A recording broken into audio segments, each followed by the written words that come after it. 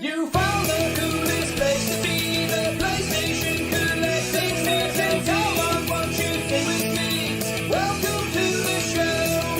Gather round the boys and girls, collectors from around the world. Let's show the people what they need to know. Welcome to the show. Gonna talk to guests, only got the best. Gonna put their knowledge to the test. Gonna laugh and eat, gonna live the dream. Gonna show you things you've never seen. Gonna sing a song to the break of dawn. Gonna run this party all night long. So come on everybody, let me see you dance. Get yourself ready for one more chance. You found the coolest place to be, the PlayStation collecting season. Come on, won't you stay with me? Welcome to the show. Gather round the boys and girls, collectors from around the world. Let's show the people what they need to know. Welcome to the show. Welcome to the show. Welcome to the show. Welcome to the show. Hey. Hey. Welcome to the show. It's the PlayStation Collectors Podcast, Season 4, Episode 30. My name is Joe Rad. Joining me, as always, is my co-host, Figsy. How you doing, buddy? Hey. What's up, everyone? And our special guest this evening, the one, the only, the living legend, Mr. Joel Vallie. How you doing, buddy? What's up? Eating a pickled egg. Watching your So, Joe. intro is exhausting. You've had so many guests on your show. Holy smokes. Yeah, oh yeah, way more. I have to edit it and add another like 35 that have been on since then. That is bananas, man. I was like, holy We're smokes. creeping in on 200 episodes, so it's 200 been episodes. pretty crazy, yeah. Yeah, You know, Media Glitch has over 1,000, I think. Hang on. crazy. That's crazy. And like people watched about 5 of them. Oh, it's not bad. Dude, I got my YouTube stats and I had like 38,000 watch minutes and I have like 180 subs. People need to fucking sub. You guys need to start subbing. There'll be people out there with like 10,000 subs who are trying to get that watch time that you've got. I know. Like it's so funny. They're like, oh, I just need to keep making more videos to get the watch time up. And I'm like over here, I'm like, I just need to get people to sub and I need to make any videos. Jeez. Up to Joe Rag, guys. Yeah, sub. I'm telling people not to sub and just hope that reverse psychology plays a part. Yeah, that's right. Yeah. No one subs. when Screw I you, tell 'em. losers. Only losers would sub to me. Like, don't sub to me, please. Don't be an idiot. I don't think that'll work. Please sub. Please hit the button. Thank you. So we'll Appreciate see if that works out. Yeah, we'll try both strategies. See how it goes. I'll I do don't care. Like I'm each episode. I'll either ask for subs or insult everyone and call them lame for subbing. We'll see. We'll compare them. And there is another strategy you could try, and it's Yeah. it's a weird one, but it's called make YouTube videos. make what? Make YouTube videos. Yeah, that would be a smart idea. No, because there were times we were doing 3. I mean, every other day we were uploading. I've done every other day. I've done daily. Mm. And people say I got a punchable face. Maybe they just don't want to freaking sub. They don't want to punch, and honestly, I don't care Mhm. anymore about YouTube and all that. I think there was a time where it's like, man, it'd be great to be big and be awesome. But like the people that come every week to watch me stream or in those videos, they're like this core group of awesome people. Like, and with that, I'm just totally happy. I don't care if That's actually better in ways. Like I'd rather have a smaller community of people that are like a good fit and like the content and I enjoy their company than have like tons of success and have a big toxic cesspool of people who are just constantly like, what I don't know, it happens on YouTube. It's like the more popular you get, the more you attract Weirdos and these people that are just awful, passive aggressive comments and things like that. I get like very little trolls in the comment section. I get very little trolls on my stream. If there's trolls on my stream, it's because they're bots. And, they're not even real. Yeah. Joel, I feel like that's got a lot to do with the whole Twitch audience, and Twitch is really about like making a small little group and all hanging out together and doing things together, where YouTube's just this massive pool. So like I enjoy streaming on Twitch, but it's way different to my YouTube audience and things like that. It's true. I just think I that just have to let the dog out, guys. I'll be right back. sure. What happened? He's got to let the dogs out. I think that's an Australian phrase for taking a shit or something. Maybe. Oh, is it? It's No, he's is that what probably that song means? he's probably just The like music videos is some dude dropping a deuce the whole time. Who let the dogs out? I mean, it could be. I know when I poop, I write songs about pooping, so that would make sense. I'm like, man, we have been live for 30 seconds and this man's already disappeared. I know, and we're talking about poop. What kind of co-host you got, dude? Step it up. He's from the other side of the planet, all right. You know. What I meant was Figsy's awesome. Now that he's back. I just hear this growling behind me. I'm like, oh god, we're like 1 minute in and she's already started. Oh, they your dog. So you weren't dropping a deuce, Joe. No, I was putting the dog outside. That's what take the dog out means. So that was really face for taking a deuce. Well, what do you say when you got to actually take the dog out? No, if it was a real Australian phrase, it'd be like gotta wrangle the old anaconda something. It would be like more. It would be more ridiculous than that. You know. Do you guys have? I actually don't want to say what it is because it's so bad. Come on, now we want to hear now. We have to know when you gotta go pee or you gotta take a dump.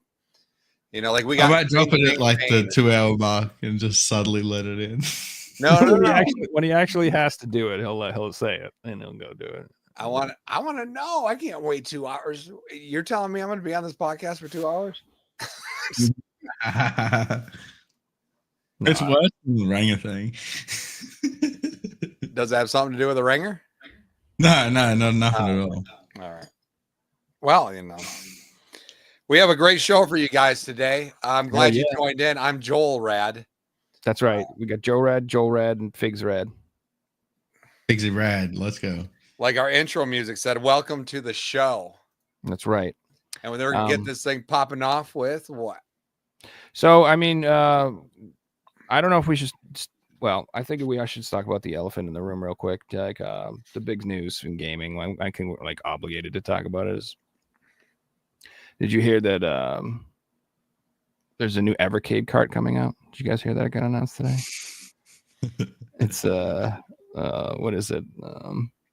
Broken Sword 1 and 2 collection. It's very exciting. Yeah. This is a true story. That did actually fantastic games, by the way. And I am actually quite excited about it, but that's not the end. There's the Switch 2 got announced. Woo! Oh my god, guys. Switch 2. Background. Late for like 5 months, and every single piece of news about the leak, like about the console, we already knew. Exactly. It was the most unfulfilling, insanely nice announcement there could be. But I was talking to Joel about this too, like earlier. I feel like it was just so begrudgingly done. Like you could tell that like they did not want to announce it now, nor did they want to announce it this way. I felt like, but like they were just like everybody's talking about it. All the pictures are out. All our thunder's getting stolen anyway. So screw it. We'll put out like a 2-minute video to shut everybody up. Yeah, exactly. Well, they put out like a month ago, something saying that the new console will be backwards compatible. Blah blah blah. So that was like addressing that we are releasing a new console. Internet, and then the internet just went like crazy. Apparently, like employees got fired over these leaks and everything. So it's, it's crazy times in Nintendo right now. I believe it would suck if you were innocent at Nintendo and you got fired. And like, but why? Because you leaked. I didn't leak anything, and they're just at home crying because of the stupid Switch 2. Yeah, and that's because the guy who leaked it hopped on their computer while they were wrangling an anaconda. And the old, another announcement today, not to derail. We'll talk about the Switch too, but Conan the Barbarian for Mortal Kombat 1 got leaked. But all the big leak of Mortal Kombat is that they're done with the game. They're not going to support it anymore, even though they said they were going to support it for years and blah blah blah. And Ed Boon is full of it. Wow. And the game's pretty much over after this next character. That's wild. They're ending it. It's almost like I don't want to buy it and invest millions of hours in learning all this stuff in a game. And in 2 years, you're going to just kill it off anyway. Not even 2 years. It'll be less than 2 years, and then they'll just stop supporting it. You know, where like people need to invent a game. Like that's why Fortnite works so well. Is they just keep pumping it in the new stuff to it. Dead by Daylight works so well because they just keep pumping new stuff out. Just create an awesome fighting game engine and keep balancing that crap out. Keep bringing in new characters, man. You know, it's like people are getting sick of this. Yeah, you spot on the whole Fortnite thing. Like they'll have a decrease in players, and it's instantly whatever's popular at the time. That's the new event in Fortnite. It'll be, you know, what new Nicki Minaj is playing, blah, blah, blah. Put her in the game, and then there's a live concert in the fucking game. Like I'm not a Fortnite fan, but they've done some crazy things, you know. Indeed, but sorry, I derailed. Back to the Switch 2. Let's talk about this piece of, Switch. So, you know, Switch. It's a Switch Pro, basically. It's an upgraded Switch. Hooray.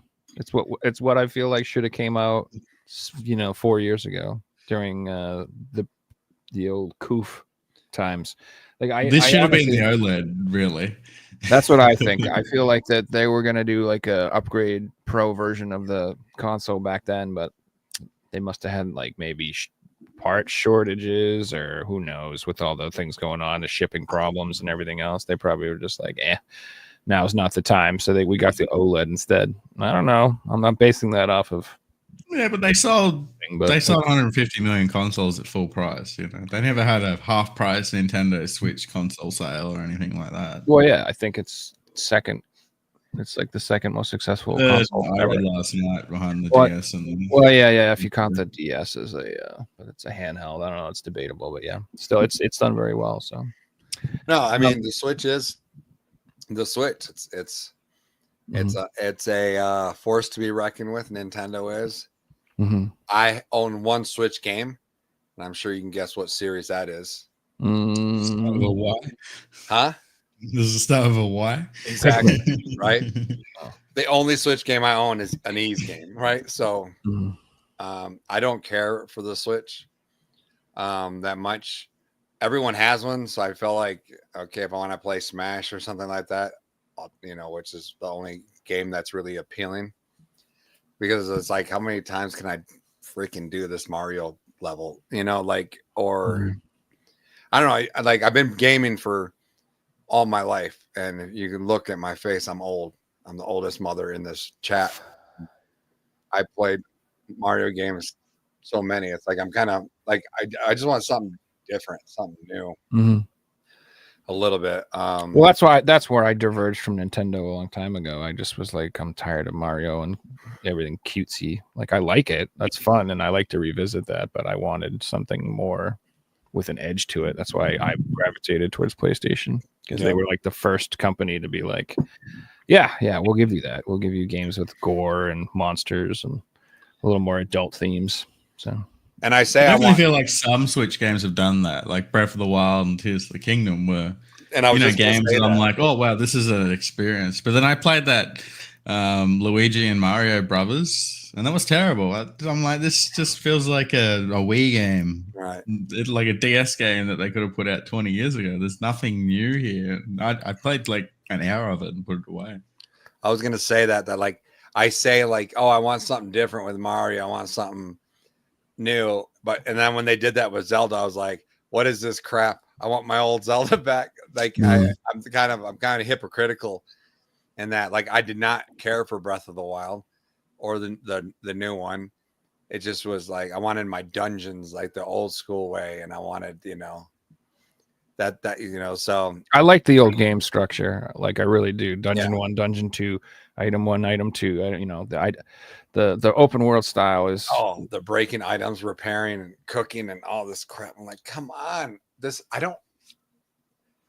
what I do. But let's be honest, if they didn't have Zelda as the name, I gotta freaking cook meals. I don't want to do this crap in a freaking video game. Like, if they brought that out as a new RPG and slapped on, Character X, the sales of, divided by 10. Agreed. Because it's got Zelda on the name, it's guaranteed a certain amount of sales. Let me do that. Let me make a post up streaming. So I'm with you there on the Zelda. I prefer the old 2D styles, but I did love like Mario Odyssey. Like I love the 3D Marios. I think those are fun as hell. But yeah, I've always been biased towards the 2D styles for Zelda. Mm-hmm. And that's It's the why same I with like Pokemon when they games. released. Like, the I new don't one. like the new style of Pokemon, but they remastered Diamond and Platinum or Diamond and Pearl, and they were fantastic. Like they made the old school Pokemon games, but they made them modern, and they sold pretty well too. But yeah, I'm most excited about the backwards compatibility option for the Switch 2 because it's the same reason I was excited for my PS5. As someone who has like a massive PS4 collection, getting the PS5 was like, hooray! It plays it, and it's going to be better, and it's going to be you know, have some features. That's why I was, the PS5 Pro. The only selling feature of that interests me is they have like that PS4 graphic enhancement thing for some games, which I don't even know how much of a big deal it is, but that's appealing. I like that. So I'm just hoping that the Switch 2 isn't just like, yeah, it plays games, but I hope it offers some sort of enhancement to those experiences because there's like several games from 720 to 1080. Just kidding. I would like more than 480 to 20 720. FPS on some games. There's quite a few games that they are pretty choppy on the old Switch, and it's kind of rough. Like my girlfriend, I watch. She plays the Switch more than me now, and I watch some of the games she plays. And look, the graphics are gorgeous, but the frame rates are trash, like really bad. And it's like you don't even notice it if you're playing. That's all you're playing. But once you're used to playing on that nice gaming PC or on your PS5 on your nice TV or whatever, after a while you're like, ooh, that's some choppy shit. And I just want that cleaned up a bit. Well, in particular, Joe, games that are ports, like Harry Potter Legacy, or games that look great on PS5s, that look great on PCs, that look shitty on the Switch. We should be getting the same experience. We haven't got the specs yet, but if the leaks are true, we're going to get a similar console to like the PS4, which is crazy. For a handheld, is going to be pretty crazy. Well, I don't know. I'm such a hater, so I'm the wrong person to be talking about the Switch 2. Because they're all talking about it in my work, and my boy goes, "Did you guys hear? They're going to announce Red Dead 2, or that's going to come out on launch day." Okay, let's say it is, right? And I'm like, "Oh yeah, that's cool. A game I could probably get up at GameStop at a better quality for the PS5, and you're going to pay $70 for it, so you can have it on a freaking cart." Like to me, it's just you won't have it on the cart. You'll have like half 10% of that game on the cart. Yeah, exactly. Not gonna fit. And then you download everything else, And that's I'm very interested to see how the game is. It the same carts from Switch 1? Are they using the same ones? Are they bigger? Are they better? Are they faster? I don't even know. I'm assuming they're the same size because they fit. You would, I'd think so. I mean, I'm so paranoid about everything. When I read that announcement, it showed the Switch and the Switch 2, and it said that the Switch 2 is capable of playing Switch 2 exclusives and physical Switch and digital Switch games. And I'm like, it doesn't say anywhere. No. It does, yeah, with the exclamation point, but it doesn't say anywhere that there will be physical Switch 2 games. It just says it plays Switch 2 exclusives plus physical and digital Switch. I think they showed it by having the Switch 2 carts on the screen in the photo as well. Did they have them in there? Maybe I'm just yeah. The trailer I watched, they had the actual. I was working while I was. I mean, no, I mean, I would never do that. I wasn't watching it while I was working. Never mind.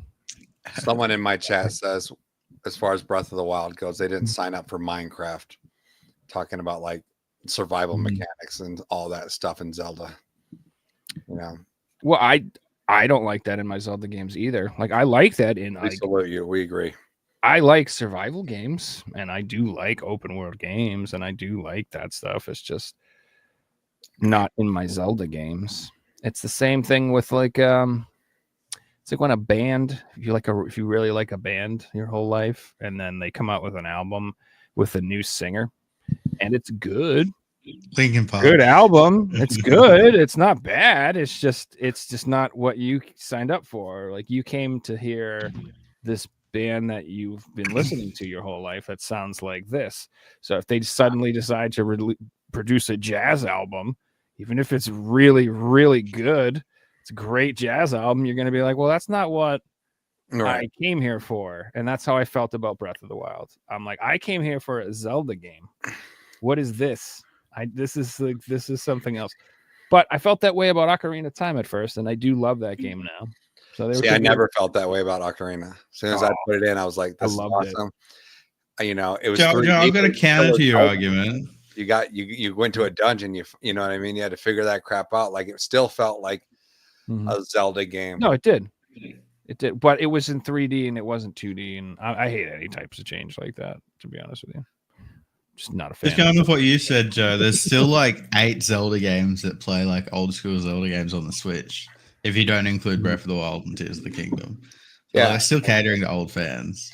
Well, right. What's cool is that I came to a realization, and this is a big jump for me as a gamer. Mm-hmm. When I was like going through, and I don't know how many of those, what are they called? Divine Beasts. I'd beaten a ton of them. I'm probably like 3/4 of the way into Breath of the Wild, you know, and I'm not enjoying this experience. And this is my, I guess, growth as a gamer, maybe, where I go, you know what? Just because it has Zelda in the title doesn't mean I have to freaking like this thing. Like I can say, I don't want to play this series no more. Mm-hmm. And it really helped me like think of that way with other things, with other series, you know, like I'm like, you know what? Far Cry 5 was great because all these glitches makes me laugh. But Far Cry 6, I'm not digging it. I don't need to play it because it's a Far Cry game. You know, just stuff like that. Where I stopped playing Far Cry 5 or 6 like halfway through it because I'm like, I've done this before. This is the same shit that I've done for 5 years. You know, exactly. That's how the next Zelda is going to feel for you. Because we're like, well, I didn't actually get into Breath of the Wild. I played like an hour of it, but then I played 150 hours of Tears of the Kingdom. But I don't think I could go back and play Breath of the Wild because it's kind of like the same game. Right. Listen, something I would love to do is your people who are commenting, because you guys are infamous for not answering comments. I'll be commenting on you guys and you guys just be chilling. You'd be putting them up there. You flash them. And I want to address old Darky because David Lynch died today. Yeah, he did. And very sad. It was. That's crazy. I mean, hey, he did made it to 78, right? Like, not a bad run. Not a bad run. Better than I'll do. But you know, I'm just trolling you guys about the comment stuff. You know. Well, no, David, that was sad. He did Twin Peaks, right? That was him. Yeah. Fucking love that shit, dude. One of my favorites. And because of him, lots of cool stuff that was inspired by him came out too. Like I really like Lost, and there's like obviously no way that wasn't inspired by Twin Peaks in a lot of ways. There's like, so many shows that even games too. What is it? What's the Deadly Premonition? Thank you. That's all Twin Peaks. That whole game is 100%. We would not have Deadly Premonitions if we didn't have David Lynch. So we gotta pay our respects. Rest in peace. Yeah, fantastic. What's up, Nerd Strategy? I gotta say hi to my chatters as well. Cool. Joe, I want to ask, have you finished Black Myth Wukong since we spoke last? I have not. You know what's funny is I hate open world games and like, you know, unlock the map and find the next day. But dude, that game is awesome, dude. That game is amazing. I wanted to talk to you about it. So I had like it's one of the best. I'm a Dark Souls player. It's one of the best non-Dark Souls games I've ever played. Mm-hmm. But to me, it's almost closer to like God of War than Dark Souls. Right. Because I found like chapter 1, the bosses were hard. And then from chapter 2 all the way to the end, I was just overpowered, and I just go in and use my special ability and destroy the boss. However, the last boss and the secret ending boss were hard. Like I had to sit there and grind and learn their moves before I could beat them. But after I killed them, I did the platinum in like 4 hours. And that's why I feel like I like the game so much. What's up, Super Miguel? Because Dark Souls, it's like Man, I'm just, dude. I know I sound like a cranky old man, but I just ain't got time and patience for your Dark Souls. But I want to see the next boss because the bosses are so awesome looking, and I want to experience your game. But I don't want to have to give myself an ulcer, by playing your stupid game, And I feel like Dark Souls in general are hard because they put the button layouts all crazy. Like it's not what normal games would have, I feel like. And so I have a really hard time with Dark Soul games. I just don't want to. I'm not a freaking seventh grader who has all the time in the world, until he can like finally mature and get laid or something. But like I don't have that kind of time to spend that we used to in these games, and so for me, man, I don't know, like something like Wukong. Is it Wukong, Black Myth Wukong, yeah. Dude, that game it's just so playable and fun, and I didn't feel stressed at all. I'm just having a good time and enjoying the world. Right? It was beautiful, like fantastic looking game. Oh, I will mention one thing. Chapter 6 is shit compared to chapter 1. Like they rushed the end of the game to get it out, and they'd made you'll get there and you'll be like, this has got nothing in it. It's empty, blah, blah, blah. And then you start New Game Plus and you're like, oh, chapter 1 looks beautiful. I can see where they put all their effort and money in. So, that's people's initial impression of the game. Especially the opening cinematics. You're like, goodness gracious. Yeah, it's like watching an anime movie. Oh, it's so good. It's so good. So, yeah, that's why me and Reggie did our top 10 games. I watched that video. It was good. Yeah, and I bet it probably would have beat E's 10 had I played it all the way through. But I just got it at that point. Well, I started playing Astrobot after that, and I've put in like a few hours and put it down, and I haven't touched it since. So. Oh, okay. That was game of the year. Black Myth takes my game of the year, and then Balatro is a close second. I'm still addicted to that. That Balatro is like what I play on the toilet. That's that kind of game for me, So I couldn't play it on the toilet because I'd be in the toilet for like an hour. When you're letting the dogs out. Sorry. No. But your point about the games, like in your time commitment, that's like a huge thing for me. Like I will usually stick to more arcadey type games, and like that's why I like roguelite games and stuff like that. Games that like I can just sit down for a quick session, 30 minutes, 45 minutes, and like that's it. I'm good. But then I usually will have one game that I'm like constantly playing forever. Like I'll pick an RPG and play for like months because it's like I'm just grinding away at it every once in a while when I can. Right now, that's Fantasia Neo Dimension. I've been grinding that game for. And here's the thing: I don't mind those. I don't mind those 80-hour RPGs as long as I feel like I'm progressing. But if I just spent 10 hours to figure out the patterns of this freaking boss on Dark Souls to be like, you know what I mean? Like, I need to progress more. I don't mind a challenge. Yeah, but you just don't want to hit a wall and spend 2 days not getting anywhere. That is tough. But the trouble with that is if you stop playing it and you start again and you get back into that boss fight, you got to like relearn the game, relearn these moves. So you may as well just start the whole game again. Joel, if you played Ys, The Oath and Felghana for Switch, and what's your opinion on Trails in the Sky remake and Lunar Master Collection? Okay, so there's 3 questions here, right? There are. First one, Oath and Felghana on the Switch. If you don't know, and I was, these guys know, even on my Twitter, I have so many copies of this game. It's crazy. Like I have it on just so many. And I love the game. It's my favorite game in the series. Ys 3 is my favorite, and that's just the remake of my favorite. So they're one and the same, because even though it's a remastered, it's not like a retelling. The plot and all the characters and everything go hand in hand and follow the story just as the old ones did. And so, yes, I think it's amazing. The the Trails in the Sky remake. I'm very excited to play it. Now, I'm not kidding. I can go over here. Just give me 2 seconds. Watch this. All right. Here we go. Let me just grab this. Look at this. What's up, Will? These are all, the Trails games. Not all of them, but these are I just grab a bunch and they're all the collectors. Like just collectors. Yeah. If you notice, they're all sealed. Mm. Why? Because I've never played one game in the series. Not one. So, because I want to start with the first one. I was waiting for Ease 10. Once I finish that, I'm going to move on. This is my next series, right? Because this is obviously the second closest thing to an Ease, being Falcom and all that. So I'm super excited to start playing that. What's up, Gordo? What's up, Willie and Dead?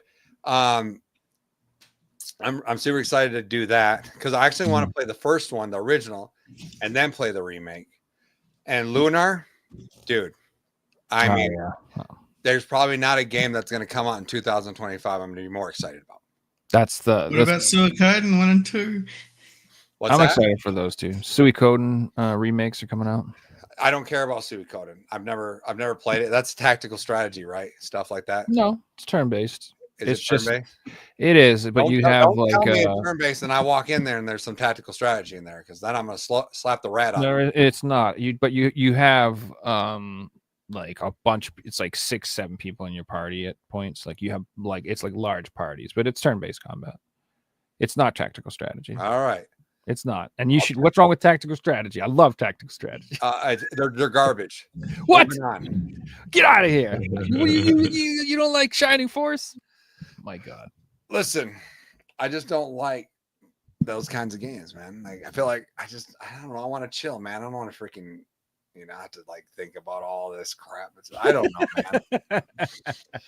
I've tried like Fire Emblem and the Final Fantasy Tactics. I've tried all these games and I'm just like, no, I'm not built that way. I just don't think that way. So Fire Emblem's tough because a lot of those games have permadeath where if your character dies, it's dead. And I don't know if I can't handle stress like that because anytime I play games like that, I'm I can't. If anyone dies, I start the fight over. Right. So I spend weeks on each fight because I'm trying to perfect every fight with no one dying. And yeah. And then what happens is eventually I get mad and I'm just I'll just let a couple people die. And then I'm 2 days later, fuck, I should never have let anyone die. It just ruins the whole thing. I kind of like that in games. It makes them feel more real, Someone dies and then they're not around anymore and things like that. I can't handle Killer it. says they're remaking Ease 10. I know there's something happening. I don't know the exact what's happening. I don't know if they're I doubt it's a whole overhaul, but I think they are remaking it with more chapters and all that stuff, which it's called Nordics, right? Or something. That sounds. Or what is it called? They have a special name for that version. I don't know. I don't know. It better be. They better do it right, to where I'd feel like I'm not ripped off. I'll be honest. I was really disappointed with that news because I bought the collector's edition already for Ease 10, and I'm just so you're telling me that's not the definitive edition of the game anymore, and it's not. And it'd be one thing if it had couple years have gone by and they've you know what I mean, but this was announced a month or two after it got released. I was what's going on here? That's very odd. So we'll see. But yeah, it's supposed to have 10 proud Nordics. That's what it is. Yeah, it's supposed to come out in Japan. It's just got to do with how video games are these days. Game testers aren't a thing, and games get put out and then DLC gets put out to fix the game, and it's just so common, every game does it. So I'm not surprised. 10 proud Nordics. Yeah, but no one makes I guess I was gonna say RPG. Shin Megami Tensei did it. Persona 5 did it too. Persona 5 Reloaded. I'm man, here I got a load for you. I'm just done, dude. And if it's such a big game too. I put 30 hours into Persona 5. I'm not gonna start again. if Ease 10 comes out and it's because of this little thing and this little thing, I don't. I'm done. Adult has 3 new outfits, Yeah. and you start off with a sword. That's it. No, I don't. And that, you know what? And your Demon Corpse, you're 100% right. And I told Reggie this. I said, I hope that it's something like Final Fantasy X-2. Yeah. So Or if they they could do continue that, on or something like that. I'd be totally happy. But if they go the other route, I'm gonna be pissed, man. All I know is it made me it's made me hold off from playing the game. So I'm a weirdo and I buy the collector's editions, but then I usually buy a standard copy as well to open and play the games. And so like I have Ys 8 the collector's edition, and then I have Ys 8 by itself, and then I have Ys 9, and then same thing. So I was about to do that for Nordics. I have the collector's edition. I was going to pick up a copy of just the game to play it, and then I heard this was coming out, and I was like, no, wait, I'm just going to hold off, because if it is the same game with some enhancements, I'm just going to get that version and have that play that version and call it a day. Keep my collector's edition sealed. So, and I'm not going to play that version unless it's like Final Fantasy X-2. What if they have like new outfits, one new character, 3 new I don't give a quests? frog's fat anus about any. You get a flying pink dragon. No, We changed the soundtrack a little bit. something. Nah, they need to bring it. They need to bring the goods to get me to buy something. And I'm an Ys. That's an Ys collector talking. Yeah, it's usually pretty easy for you. It's pretty easy to buy an Ys game, but Sorry. A bit off topic, but do you guys ever have those weeks where you get into a game? It doesn't have to be a new game, but you just get into a game and then suddenly you go into bed at like 5, 6 a.m. every single night because this game's just so good. Hasn't happened to me for a while, but yeah, it has. Well, I've been a long time playing Red Dead Redemption 2, and I put in like 60 hours in like the last 8 or 9 days. It's one of the. I mean, it's a Red Dead Redemption 2. It's no surprise. It's like one of the best games I've ever played. It's so amazing. I think the last game that was like I just would play for hours. I think I'm like close to 700 hours in it. Is Monster Hunter World. And I just could not put that down. And Wilds is coming out next month, and I'm like, oh gosh, there goes my life. I don't even know. I'm debating, do I buy this thing? Because I'm in the middle of a production of a movie. Middle of a production. Is this going to ruin my life if I get like this what? game? I just feel like I can't do this, man. I don't know. I think you should do it though. Oh, dude, I don't think so. I don't know. It's rough, dude. Yeah, I've been thinking about picking it up. I played Monster Hunter on like the 3DS, but I didn't really play any of the most recent games. But it looks really good. I think it looks like a kind of like a mini World of Warcraft. So instead of having to play with like 40 people fighting giant monsters, you just play with like 3 and you fight giant monsters. Kind of looks fun. That's how Monster Hunter World is. I hope it's 4 people. You're talking about 3 other people, right? Yeah. I've already played Wilds, and it's amazing, which sucks. You're totally getting it. Don't lie to yourself. Get out of here. And so, yeah, it's pretty dope, but it's like, oh gosh, dude, I don't know. Like, I need to get things done. Have you ever not bought a game because you knew you had to get crap done? Yeah, I haven't bought other games because I'm like, if I play this, it'll take over my life. So I feel that. I never played World of Warcraft because I know what I'm like. Perfect example, World of Warcraft. Back in the day when it was on PC and you'd go to Walmart and you'd see the freaking big box, and I so many times I had this in my hand, and this little voice inside me and says, you will have no life if you buy this. And I'm just like, okay. And I put it back, and I've never, ever done it. And you know what? It's okay. No, it's a good decision. It's okay to say no. That game was like heroin, and I got tricked into playing it. Like I'm still bitter about the whole thing. Like I never bought World of Warcraft. Right. My girlfriend's brother at the time had the game and was like, hey, do you want to make a character? I'll let you play on my account. And I was like, oh, sure, I'll try that game out. And then I played this character and I leveled it up and I was like, this is so fun. And then he was like, I don't want to play anymore. I'm going to cancel the account. And I was like, no. I'm like, don't do that. I'll take it. And so I took over his account so I could keep playing my character. And I was like, I got addicted to that shit. Like somebody slipped me crack or something. That's not fair. I didn't even know what I was getting into. I had no idea. I got hooked like crazy. Couldn't stop playing. Just imagining your girlfriend going, you play too much. And like, your brother's the one who set me up with it. He did. Another game where when I started playing it and it was like early morning and I was just like, okay, I'll play this real quick. And then before I knew it, like 10 hours had passed. It's nighttime. I'm like, what the heck just happened? And it was for my kid. It was Minecraft.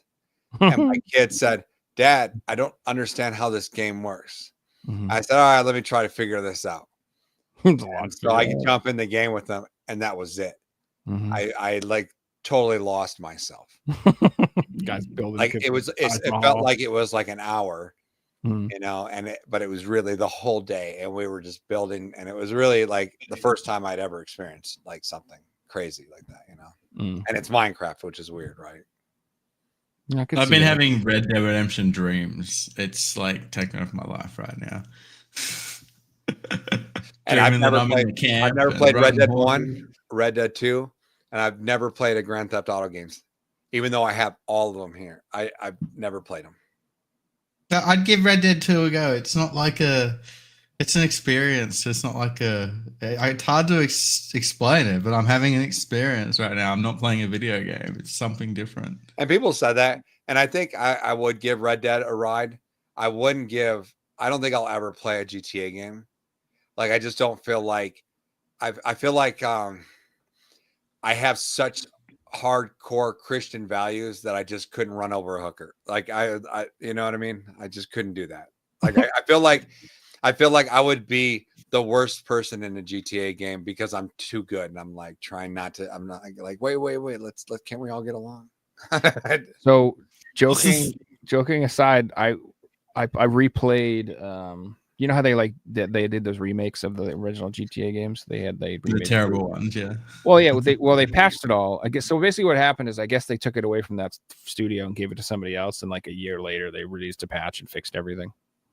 And so I was like, oh, okay. So I went and I played some Vice City, and I played for a few days, and I was like laughing because I was like, man, when I was a kid, I would just run over everybody, just be just chaos nonstop. And now as an adult, I'm like obeying the traffic lights, and I'm like staying in the lines, and I'm like trying not to hit people. I'm like, oh, excuse me, sir, sorry. Ooh, sorry about that. I didn't mean to hit you. Exactly. That would be me, dude. Like, it's totally different, man. Like, it's like I don't enjoy the chaos. I feel bad, like you said. I can't just like be a total menace like I was when I was a kid. I thought that was on that, Joel. In Red Dead, you've got a karma system where you can be a villain or you can be a good guy. Okay. And like you get rewarded for those play styles. So if you play good the whole game, you get rewarded with different things. Your cutscenes will be different. Like the way people treat you is differently, so it rewards you doing those things. Well, and I'm having the trouble right now that I keep doing bad shit, and I want to be good. That's good. I'll give it a try. Hey, Gordo, Nerd Strategy, could you ban that guy in the chat? Thanks.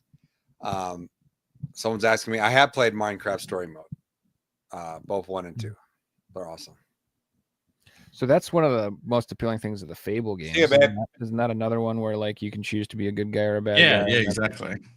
Yeah, I love Fable. Maybe you grow horns when you're the bad guy, like the devil. Mm-hmm. And then I remember there's lots of games that are like the first game I ever played like that had like a morality system was actually like an Ultimate game, Quest for the Avatar. I don't know if you ever played that game, but like you have to like. And like I was having so much trouble because I was a paladin or something, and like the only way you can become like a good, super good person was like you had to like spare monsters when they were trying to run away, like you couldn't kill them or something. And I didn't know that. So as a kid, I was like, everything dies. There's no mercy. There's no mercy from me. And like I couldn't figure out what to do because I was like every time I would go to the thing and I'm like, am I good enough? They're like, no, you're still a son of a bitch. I'm like, why? What have I didn't? I haven't stolen. I killed every boss, I helped man. everybody. I've done everything I'm supposed to. But and then I like years later I read it. It's like, no, you're supposed to spare the lives of your enemies. I'm like, come on, this is a game. This is too much. Like, they're monsters. They deserve it. It's like Legacy of Kain. I had such a hard time with that because I'd be like, playing the game, there's this girl chained up to the wall, and I'm like low on health. I'm like, oh, but I don't want to kill her. I can go find life another way. You need the blood. Doesn't get no choice. I know, and I couldn't do it. Like, there's some games I'm just not meant to play, man. So did you guys see that? Like Limited Run Games put up their copy of Legacy of Kain Remastered 1 and 2, and it like sold out with wicked fast. I don't know if you guys saw that. Oh, I think they used FOMO tactics to what they did. It was pretty shitty. A lot of people are pissed off. So they announced it with saying it's not an open pre-order and get it now and it'll sell out quick. And it did. It sold out quick. Mm-hmm. And then like a couple of hours later, they also kind of dropped. They didn't officially drop, but they kind of announced that it may get a retail release as well. Yeah, just the slipcover version is the one that was limited, quote unquote. That's all. You were just buying a fancy slipcover. But that was for Soul Reaver, right? Not Legacy of Kain, right? Well, it's Legacy of Kain is the name of the overall series. Blood Omen is the first one, and then Soul Reaver 1 and 2. Right. And then there's Defiance and. But yeah, I was talking about Blood Omen 2. Legacy of Kain. Legacy of Kain's the first one. Blood Omen. They're all. No. Well, Blood Omen. Yeah, I think they're all Legacy of Kain. Yeah. Maybe Soul Reaver doesn't have that in the name. I'm not sure. I thought they were all. I think it is. I think it's Legacy of Kain, Blood Omen, which is technically the second one in the series, right? And then Blood Omen 2 it would be the third one, and then what is it? Defiance is like the fourth. It's a combination of the two series. It's the whole thing's confusing. It was like one of them was made by one studio, one was made by another, and one's Crystal Dynamics, and then they've been fighting over the rights for years, and it's a big mess. But I love that top down, that bird's eye view of the first one. That one for the PS1. That one was awesome. I love that one. That's not the one. They need to remake that. That would be dope. I always felt that was the PlayStation's answer to Zelda, and it was like badass Zelda. It was like dark Zelda. Like, so you had Blood Omen for a top-down action style game, and that kind of reminded me of that. And then Soul Reaver was like their 3D version. So like, we didn't get Ocarina of Time on the PlayStation, but we got Soul Reaver. Like that was the game you played. We got Alundra too on the PlayStation, which is dope. Alundra's great too, but Alundra's puzzles made me feel dumb. It's puzzle heavy, yes. Yeah, and they're not hard. They're hard. Yeah, they are. Like, I'm one of those people that I hate looking shit up, but I will if you make me that mad. Like if I'm waiting, I'm like, there's only so much time I'm wasting on a fucking game puzzle. Yeah, you sit there for 2 hours, you're wasting you could have had a better time looking it up an hour and a half ago. Mm-hmm. And I love those. Like I love the puzzles of Alundra. That's one of the reasons why I love it so much. Yeah, I do. I like them. I just, they make me feel dumb. So it is what it is. That's why the one thing, though, I love streaming stuff, games and stuff, but the one thing I will not stream is puzzle games. I will not stream those because if I can't figure it out, I'm gonna be like so mad and just well, at least you have the chat. Like if I get stuck in a game, I'm like, all right, chat, someone Google this because I don't know what's going on. That's fair. So at least you have the chat and they'll help you out. Or a lot of people watching will know what to do because, like, a lot of people will follow games like that on Twitch because they know how to play it and they want to see people struggle. Oh yeah, for sure. Like I'll get viewers that come in. They're like, "Do you want me to tell you what to do?" And I'm like, "Give me a second. Let me see if I can figure it." Actually, Soul Reaver, the remaster, when I was doing that, I was like, "How the heck do I get past this?" And there was a guy in there. He's like, "Hey, I can tell you if you want." A lot of times they're very respectful like that.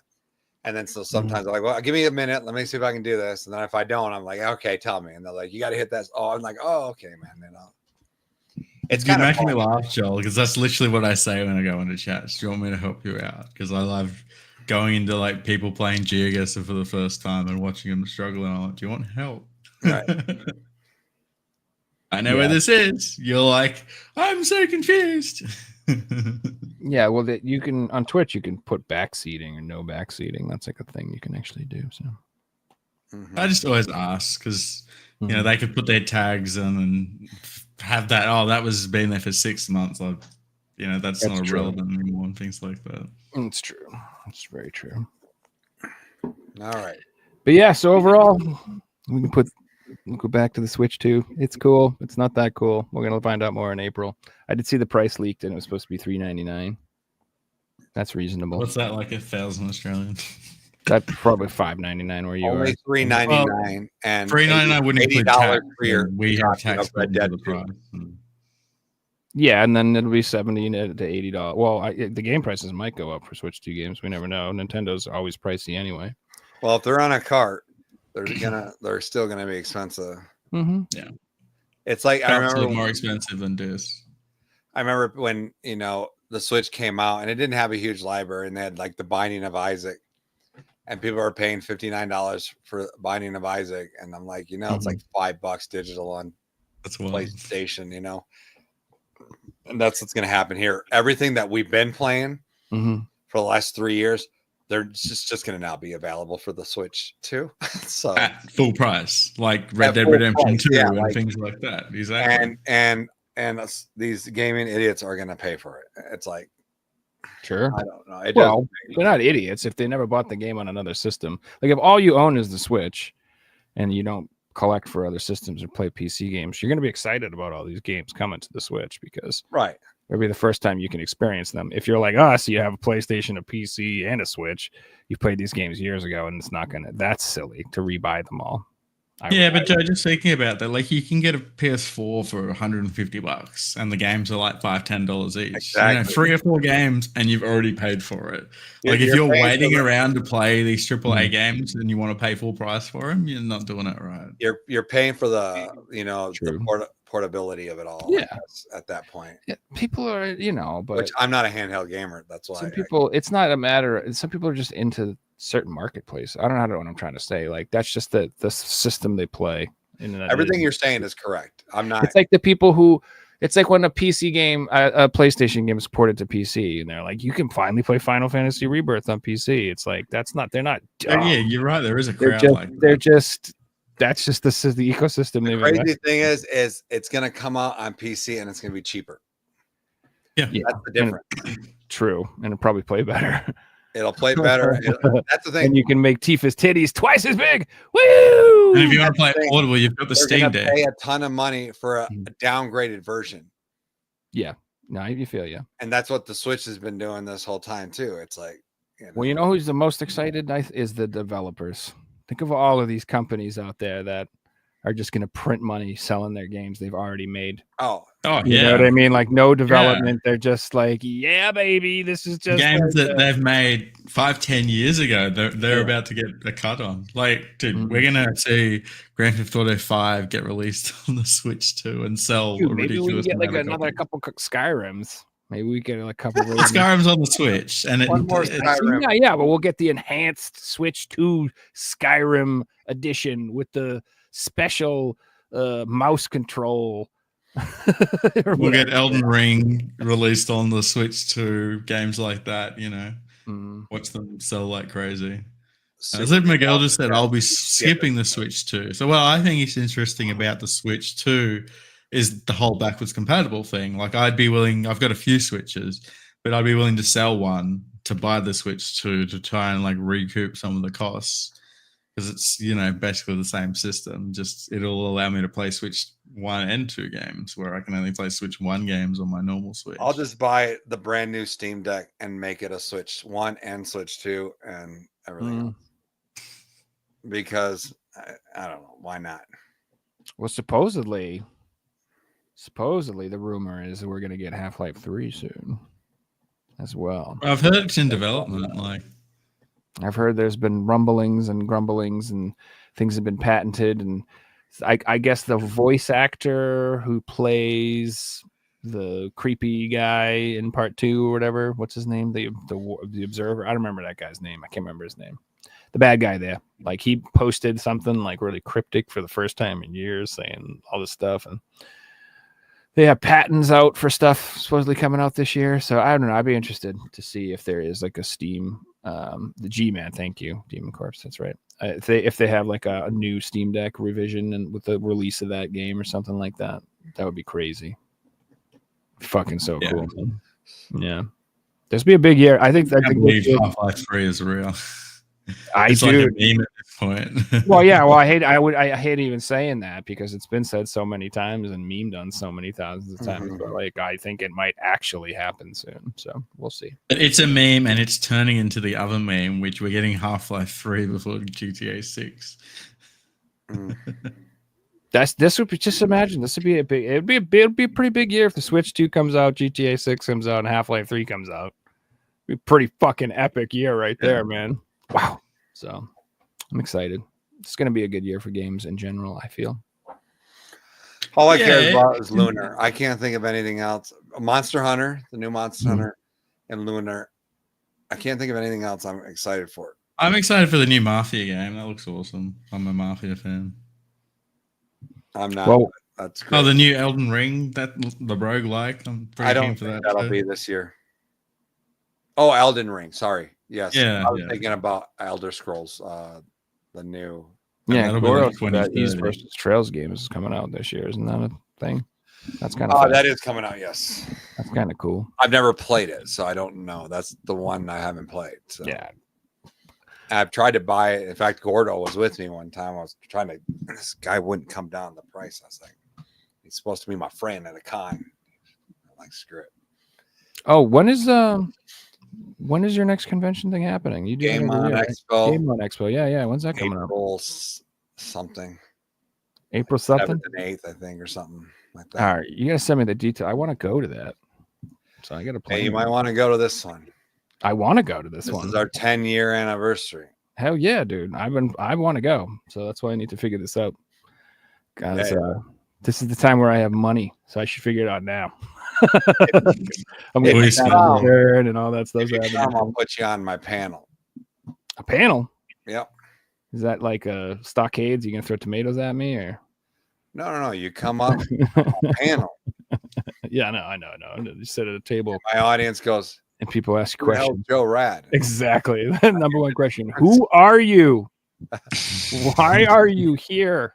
Whose chair did you take? Is that supposed to be Metal Jesus's chair? Get out of here. Well, Reggie's always on that panel. Always. And I've had Saru on there. It depends on who's there that year. Well, they have interesting things to say. They're worthy of being on the panel. I would just be like, "Hey guys, I like games too." I don't know. I got nothing interesting to say. Dude, come on. The guy was on a podcast. You figured I would, but no. I doubt Lunar will be 4K, but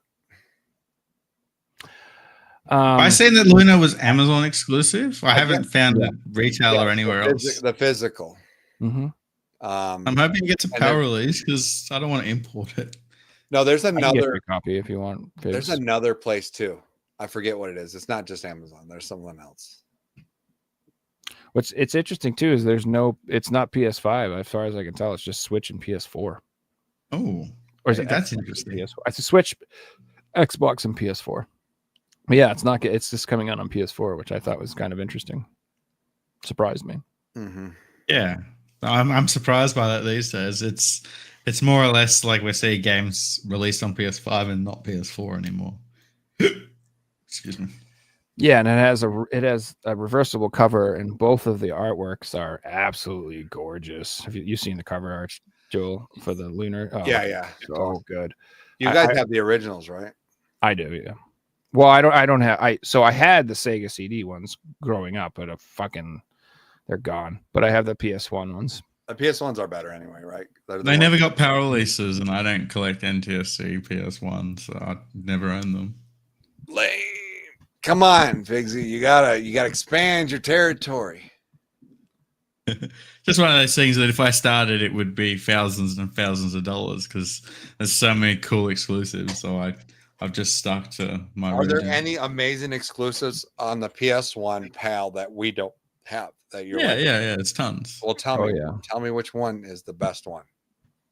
Rapid reload. See, I'd be hard to say because I don't know if it's exclusive or not. But someone like Reggie would be like, we didn't get that, and he's got a ton of awesome PAL exclusives. Okay. Rapid reload for PlayStation 1. It was. I didn't get it. See, I'm blown away that they didn't get an NTSC release. Nope. It got released in Japan as Gunner's Heaven, but we never got it in the US. And it's like one of my favorite run and gun games ever. How awesome would it be to have these in your collection? Look at these beauties. They are very nice. Come I had on. a chance to buy them when I was in America in 2016, and they weren't that expensive. And I turned them down, so I'd They're be probably spending not that like expensive now. $500 more these days. They ain't that much, I don't think. Like $100. Oh, when you do the conversion, it's like almost double. $1 Australian buys like 59 cents today. It's ridiculous. So I've been collecting Japanese games for a while anyway, just because like if you have an emulator on your PC and a disk drive, you can play your games. You can just pop them in and play them on your PC. So I've been doing that anyway. And then that Taki Uduan guy on Twitter announced his FPGA PlayStation 1. I think we talked about it last episode, Figsy. He's coming out with an FPGA console. And it says that it will have disk support, but like I think it might be like a separate thing you buy for it. Like the unit itself, like the base unit doesn't come with a disc player, but you can buy something that attaches to it, maybe that does discs. That's what it implies anyway. So I'm very curious about that, because if that comes out and it's 4K and it hooks up to your TV in your living room, I'm 100% gonna buy that, and then that should be region free. It comes preloaded with mod ROMs again, so No, I don't think so. okay, you just got to download them and put them in. I believe so. So it's gonna have like an SD card slot, I'm guessing, and then you'll be able to put your backups, wink, wink, in there for your games. Or you can just download it how you want. In case if you don't want to pay $500 for Adventures of Little Ralph or whatever, you can just play. I mean, I'm at the point where even if I own the original, I'd rather just play the ROM of it anyway. It's easier, it's more convenient. I'm not going to damage my games, things like that. Which sounds crazy, but it just makes more sense. If it's offering you, the real controller, then I think that's kind of appealing. It's not much difference. And you can use real memory cards if you want to, but I don't see how that's a benefit. I think that's more of a pain. Memory cards suck. Memory cards are a fun retro memory. Like those are great from nostalgia, but in reality, it's like, dude, these things hold what is it, 3 megabytes? The fuck is this? Literally, I saved twice and this thing's full. What a bunch of bullshit. Like you put when you put an old memory card in, you go into it and you see all the old games you played, and has like little avatars doing a little dance or whatever. That's cool. Mm-hmm. But when you go and try and play a game and you're like, the memory card's full, please delete something. You're like, I don't want to delete something. These are all my save files. It is sad because it's all RPGs and stuff. I'm like, I can't delete this. What am I going to do? Like one Final Fantasy, it takes up like 7 slots in the memory card. Yeah, well, what are you saving it for, reality? How often have you ever logged back into an old RPG at the end of the game and just been like, oh, I'm badass. I'm going to walk around, kill shit. I'm the man. Like, I don't know. You don't do that. It's like once you beat the game, you beat the game. You don't need to save the data unless you want to go back and do side quests or achievements or some shit nowadays. But a lot of minor games like Tekken, and I've unlocked all the characters. And if you want to play as like the lock characters, you need to play that version. That makes sense. The game 10 times again. Yeah, I wouldn't want to delete my file for Tekken or some shit. Yeah, no, I get you there. That makes sense. You got me there. So I don't think Reggie's gonna make it. I just messaged him right now. I was like, get in the chat. Whether or not he sees it, he may have fallen asleep. Well, I know he's been on like a really crazy sleep He schedule. just wrote me back. Is it time? Oh my gosh. Yeah. Is it time? Yeah, he's been. So you remember, Figsy, when you said you've been in that mode where you stay up till 5 a.m.? Yeah. He's I been know. in We seen that Reggie at mode. like 6 a.m. Every time I yesterday. thought he texts me at like 5 a.m. and he's like, I should go to bed soon. I'm like, yes, you should. That's not healthy. The show starts at 1 p.m. and I'm like groggy getting up for it because I've been gaming till 6 a.m. Will it affect the box sets? I don't think so, because those box sets are full of goodies. So I don't think it's going to affect the Lunar box set. No, I don't think it's going to. I don't think so. It's like the Suikoden remake. I was had to mention that. They That won't is- have that game didn't get no cheaper. It's not like it was a PS3 game that's still like similar. People that own the original aren't going to sell because Yeah. there's a new version 25 years later, you know. I always hoped that would happen. Like when you know how they had that Tomba the remake. I was like, yeah, maybe the PS1 game will drop in price. I'll pick that up. And then I waited and I looked at it. I'm like, it's not fucking budging. It didn't move a cent. Especially like something like Lunar, what I could see happening is the opposite. Like, Yeah. people People get like, they're like, wow, this is an amazing game. How did I never do it? And like, dude, there's this crazy collector's edition. It comes with maps and soundtracks and all kinds of stuff. I'm like, man, I got to get that. They become fans of it, like we all did. Yep. See, we're just adding to the collection. Now they have to start.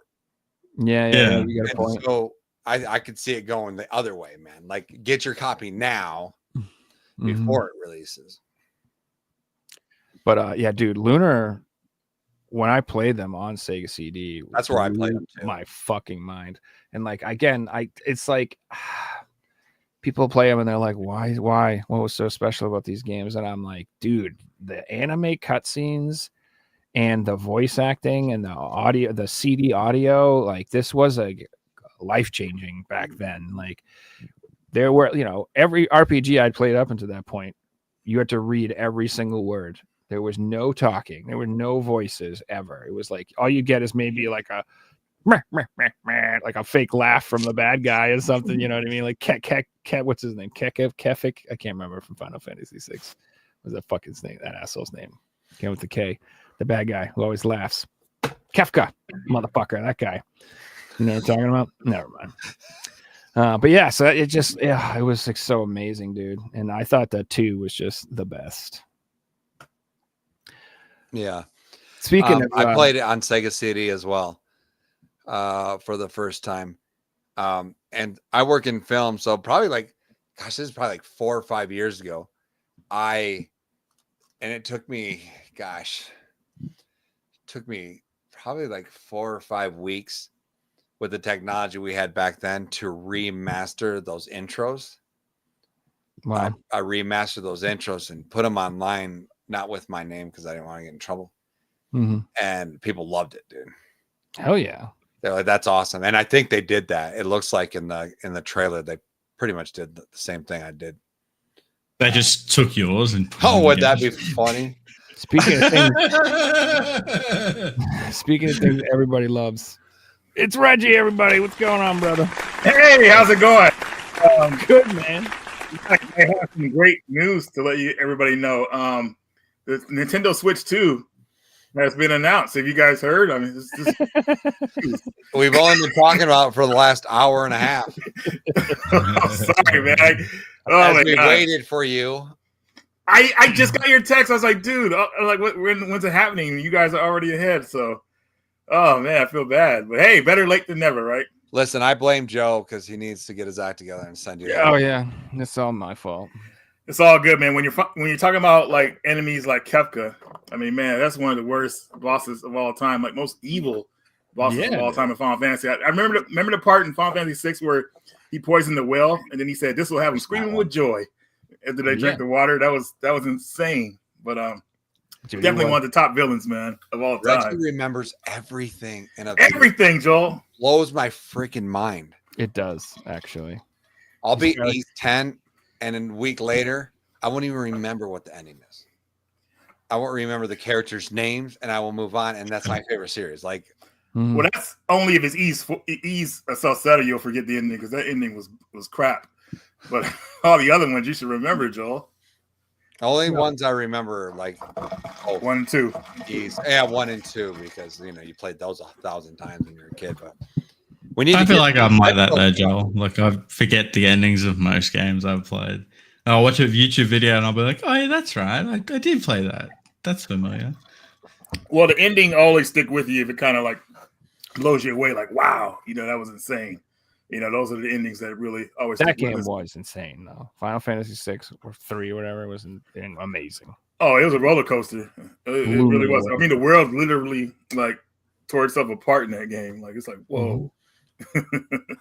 Yeah, they Come back to the Switch for a second. What do you guys think about the name? Because I've read some interesting discussions on the name online. No, it makes sense because that's what we're used to. PS1, PS2, PS3, PS4, PS5.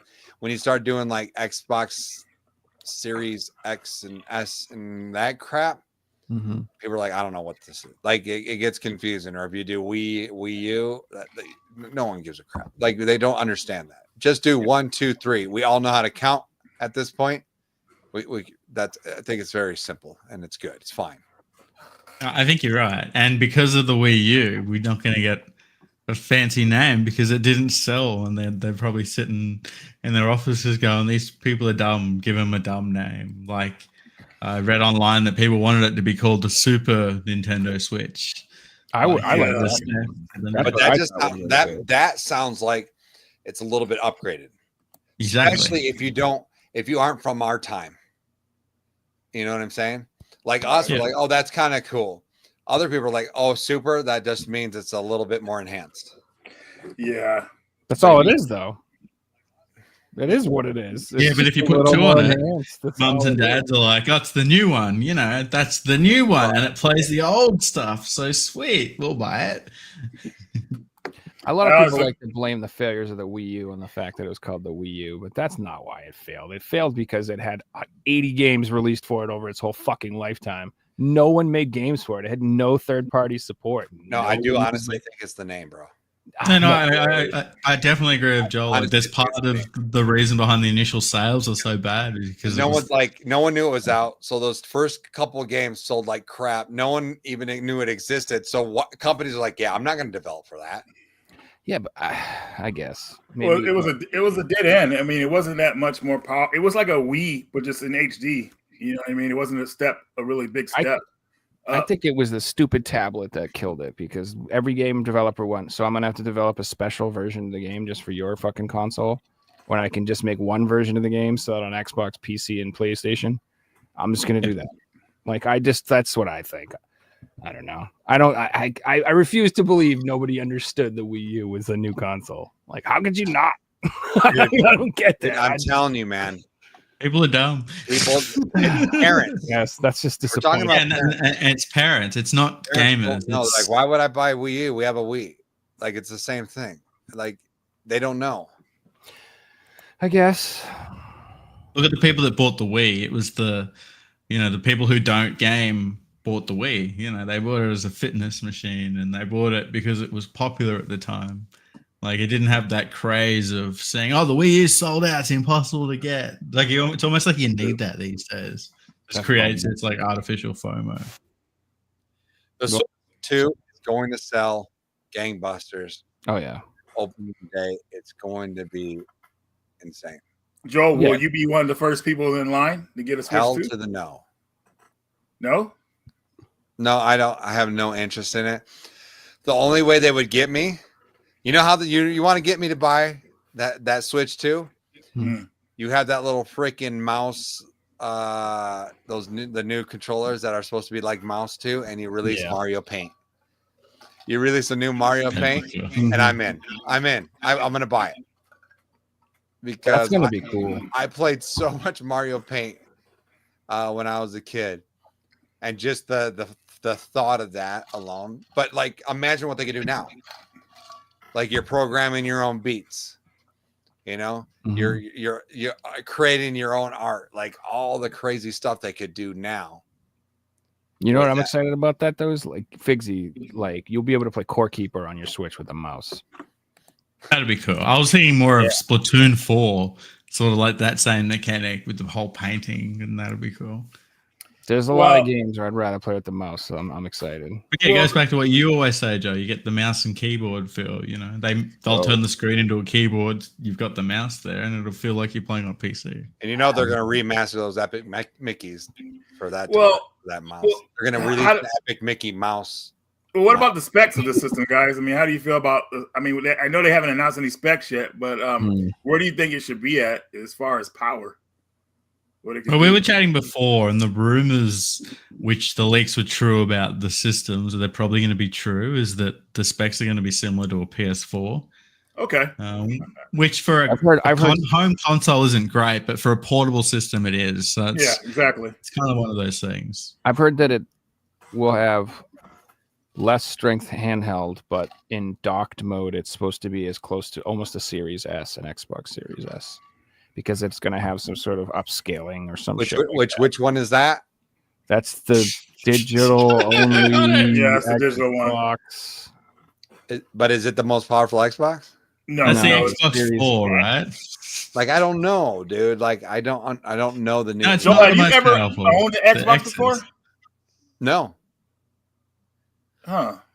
Only one I owned was I owned the old school one. I've owned 360s that I bought at garage sales, and then I bought the Xbox One to get Killer Instinct and the whole story, and it was a nightmare, and I just could not get them to let me buy it. I was on the phone with them, and they were trying to save my bank and all this. And I said, you know what, screw you, and I went and just sold my Xbox. I was so mad. I was like, I'm done, and that was it. Yeah, I don't blame you. But Darky says, and I did hear this today too, that Halo Master Collection's coming out. So I think it was him too. He was talking about the new Indiana Jones game. Like I am excited that I've heard that Xbox is planning on bringing lots of games to PlayStation, and they've said that possibly Indiana Jones is going to come, maybe even Halo is going to come, and a bunch of other games, and that's pretty cool, dude. I really hope that happens. I really do, because I want to play that Indiana Jones game, and I can just wait now and get it on PlayStation. I feel like Xbox is about to drop a bomb, like something big. Like they need it. Like I feel like they got something up their sleeve. They probably do. But Joe, I do want to ask you, man, when you do play the Indiana Jones game eventually, will you put on a fedora while you're playing it just to kind of get into the character? If sometimes it helps, dude. I'm telling you. If you buy it for me, Reggie, I will. And I said this about the red wig. Oh, yeah. Do they know about the red wigs? And then on my doorstep showed up a red wig from Reggie. And every time we play East together, we got to wear the wig. We played like a week ago. Have you guys seen those streams with me? I have. Yeah, I was lurking the other day. I'm just telling you, when you do that kind of stuff, it really helps you get into the character. Like I remember this game called Pursuit Force, which they actually brought out back for the PS4 and PS5. Is that PSP? It is PSP, but they remastered it for the PS4 and PS5. So if you downloaded a digital version of it, you could play it on your. I love that game. But what I did was back when I really enjoyed that game because it's really like arcade racing fun. You know how you would jump off the car onto the other car and they go in slow motion? Yeah. Well, I would just yell Pursuit Force like every time that happened, and I really got into it, dude, and it really helped out like the gameplay. So sometimes you really have to get into these games like by doing stuff like that. So dude, you know how much more fun Strange Brigade is when you have my God in the pack and he's like, we still have those streams? Strange Brigade away. That's how he would kick off our time playing, and it would just be so much fun. Oh my gosh, dude, that was, I can't believe that's like 3 years ago now, but we played that game all the way through. Great time. And I'm telling you, there's no other gamer in the world that you'll ever meet like Reggie. You'll never find someone who loves games as much as Reggie, who knows as much as Reggie, who has this photographic memory as much as Reggie. And I'm not trying to downplay anyone, but because I am a gamer, bro. I have played games my whole life. But this guy here remembers the characters' names. Dude, he What remembers they had everything. to eat before the final boss. I And love like it. he's like, Joel E10's coming out. We're buying redheaded wigs, and we're gonna put them. We're gonna be ringers. We're gonna be ringers in this thing. You know. That's right, man.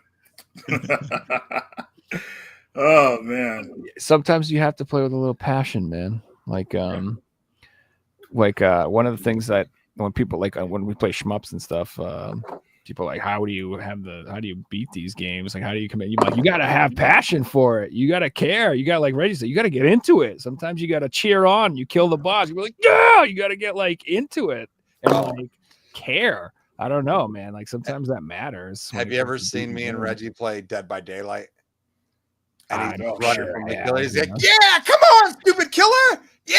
He's just going on. Like they can hear me and shit. Like it's hilarious. That's what makes it fun. Yeah. You gotta like well, in that game, it's kind of funny, Joe. You have to really like one character has to kind of like lead the killer away from everybody if possible. Mm-hmm. Usually sometimes that's me. So I'd be talking crap the whole time. And he can't even hear me, which is hilarious. But everybody's playing with me can hear me. It's probably a good reason why you can't hear each other, actually. Oh, they be saying all kind of stuff, dude. Like, a good example is Chainsaw Massacre. Like when you're in the lobbies, like the family members, the people who play as them, they be talking so much crap. Like it's like, damn, dude, I gotta cut off the mic. You're too loony. I gotta say, if I was a game but I played a murderer and I was running around murdering everyone and killing everyone, I'd probably say some fucked up shit too. Yeah, man. It's like, dude, these guys. It's funny. It's crazy because it's like these. They sound like young teens and kids playing this game. I'm like, dang, dude, are these guys gonna be like some kind of like murderers or something like that when they get older? But maybe this game will help out where they kind of compel their hunger for murder or whatever like that. But that's what I feel like. I think a lot of games do that for a lot of people. They let that like violent darkness into the game instead of like trying. And into a way that, like, I remember I used to know this guy, and like in real life, he was one of the nicest, most polite people I've ever met in my life. He was just a really nice guy. And then I remember one time, like, I went over his house and he was playing games, and he was a monster on the mic in the game. He was saying stuff. I was like, oh my God, bro. Like, that is some vile shit. Exactly, man. Like, I'm like, what is happening? And he's just like, oh, it's just gaming, man. You know, and he takes it off like, hey, how you doing? Totally different person. I'm like, I don't know. Maybe this is a good outlet for this guy. Like, that's where he gets all of that out, which makes him so nice the rest of the time, because it's just he lets out all his evil and his darkness in the game. Reggie, you got your top NES games or what? Yeah, I could probably do them by remembering, so I don't have them with me, but I'm pretty sure I can remember. Yeah, we can do some games. We gotta do it backwards. 10 to 1. Starting from 10. Are you guys ready to start that now? Yeah, we can do it. I figured we could do maybe just like the NES and Sega Master System or something. Joel, are you excited? I'm really excited. Let everybody know the most excited. I have a feeling I know what your number 1 is going to be. Probably. But I also have a feeling I know what your number 10 is going to be too. So, all right. So, how do you want to do it? You want to take turns? You want to go first? Sure. Okay, my number 10 NES game of all time is Faxanadu. Ooh. I love that game. I've heard of this. Yes, it's like a 2D action RPG game, and it's kind of like a dark fantasy. Like, it's like kind of like, I don't know, it's got like a dark twist to it. I don't know how to describe it. Just like the art style and the color palettes. And that guy looks like he's just wearing his freaking long john pajamas. Yeah, he starts out just basically wearing nothing. You get cool armor though, and you get stuff throughout the game. But yeah, I just remember I loved that game as a kid. I thought it was super fun, and I still love it today, and I still play it every once in a while. So yeah, my 10 is Faxanadu. Excellent. All right, Reggie, who's going next? Or I'll go next. Are you going? You were just a little sperm back then. Are you? Oh, they Pixie's a Nintendo guy, are you? He started on PlayStation. I think. Pixie's Yeah, out like there. I didn't grow up with these systems, so I've legitimately played like 2 SNES games in my whole life, and that's SNES? Earthbound and Chrono We're Trigger. talking about NES. I know I haven't played an NES All right, game unless Pixie, it's like been remastered and it's a new game. I haven't played it, so You're just judging. Well, yeah, Pixie just judged him. You Probably can pick up pick his games like who later. goes next then. Pixie. all right, I'll pick the winner based on the games that I know. Who goes next? I'll go next. Reggie and then The Joe. chat can tell us what they think our top 10s are too. But. Yeah, I'm sure Jack can chime in. So my number 10 game would definitely be Mappy Land for the Nintendo. What? Got that game on accident back in the day because we were trying to get another game. I forgot what it was, but my parents got me Mappy Land instead. So I enjoyed that one. Now Joel, when you're thinking about Mappy, you're probably thinking about the old Atari Arcade Mappy, but it had a sequel that was on Nintendo that's exclusive. That was a side-scrolling platformer that was really a lot of fun, and I had 3 different endings depending on how many times you went through the game, which was kind of cool at the time. But my favorite level in that game was the land I'm thinking of. That's why I'm like, what? It's the same one. I looked it up. My favorite level in that game was the ghost level where you use the balloon to fly around. You got the trumpet. That level was pretty fun. But yeah, Mappy Land would be my number 10. That's crazy. You said you can guess my number 10, but I don't know if you can do it. Your number 10 is going to be Shinobi for the NES. Negative. What? Shinobi's not even on the top 10 list, sadly. Joel, then you're disqualified immediately. All the times you talk about Shinobi, dude, I don't want to hear it now. No, I talk about Revenge of Shinobi. So I never talk about Shinobi. All right. Number 10 is a Data East game. I'm hoping you guys can figure it out. Data East game? Blaster Master. No. I don't Bad think dudes. that's Sunsoft. I don't fucking know. Fat guy? Karnov? Are you gotta be kidding me? Karnov, baby, coming in at number 10.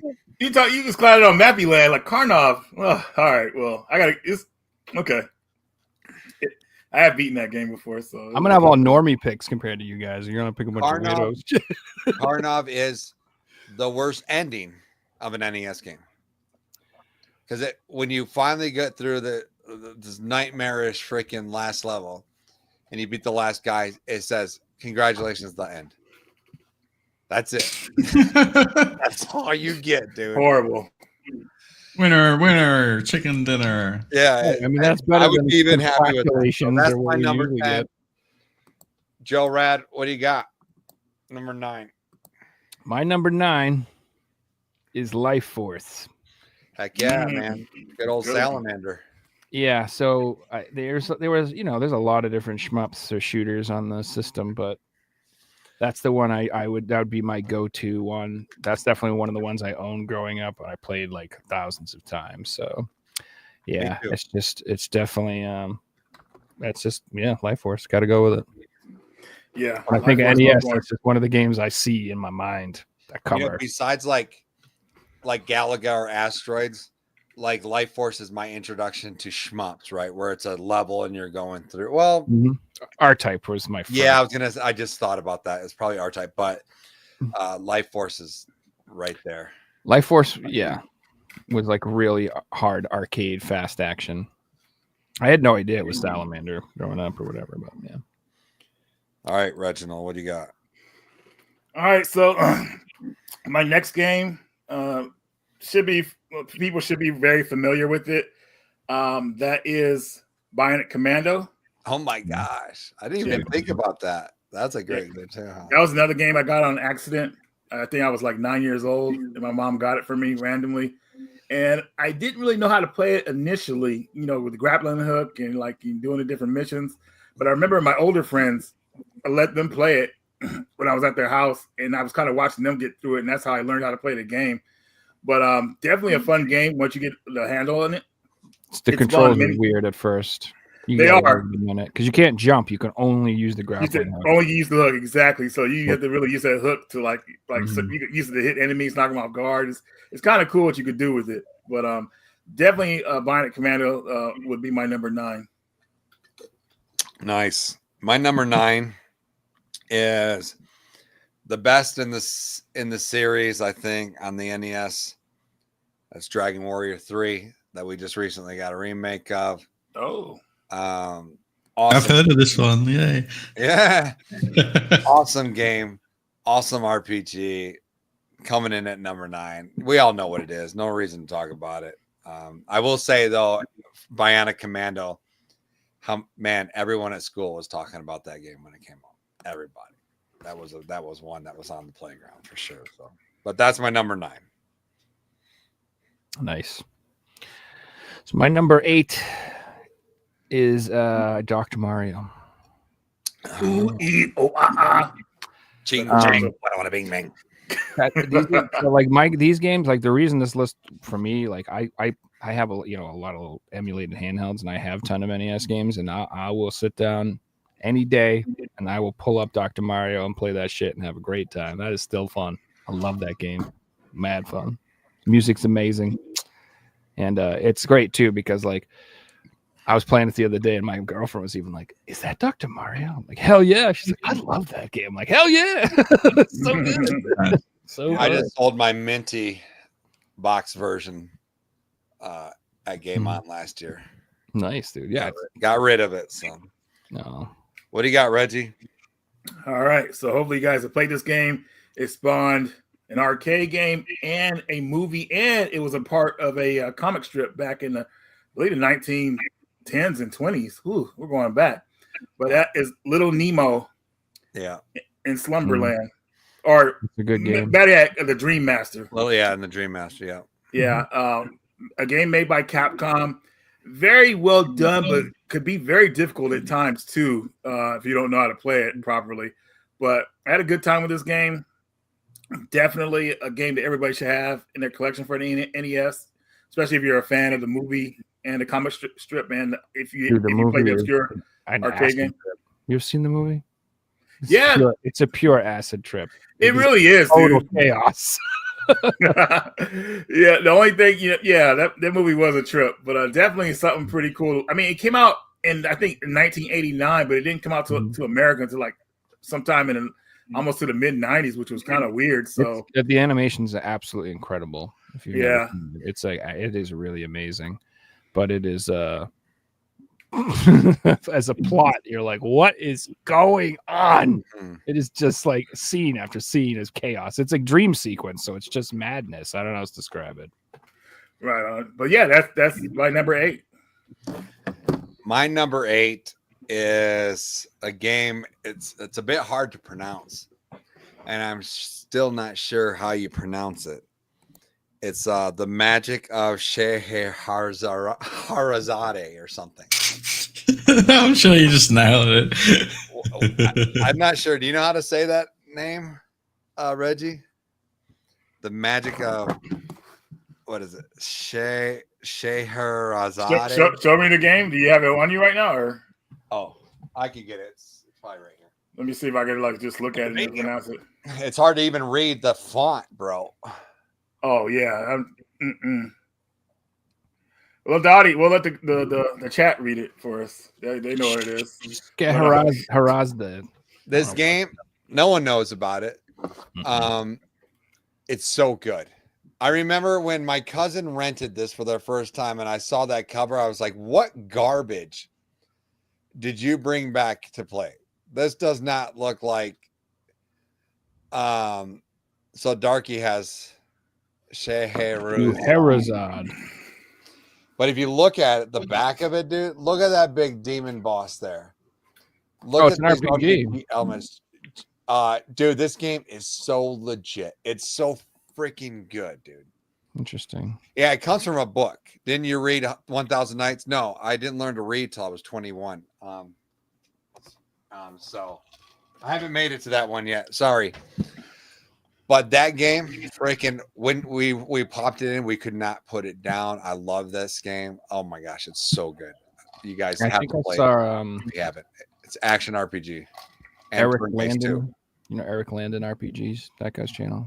I think Yeah. I either saw him review that or he was playing it one day or something like that. He always plays Wake Up Scare. Hey guys, the top 10 RPGs. Let's check them out. Yeah, exactly. Answer your damn questions. I love that guy. We gotta So get that's my number 8. Moving on to 7. 7 is for me. Like I said, I have the most normie It's bitch what? picks compared to you guys. You're picking the magic of Shahmarazi over here. Like, I think Mario. My number 7 is Batman.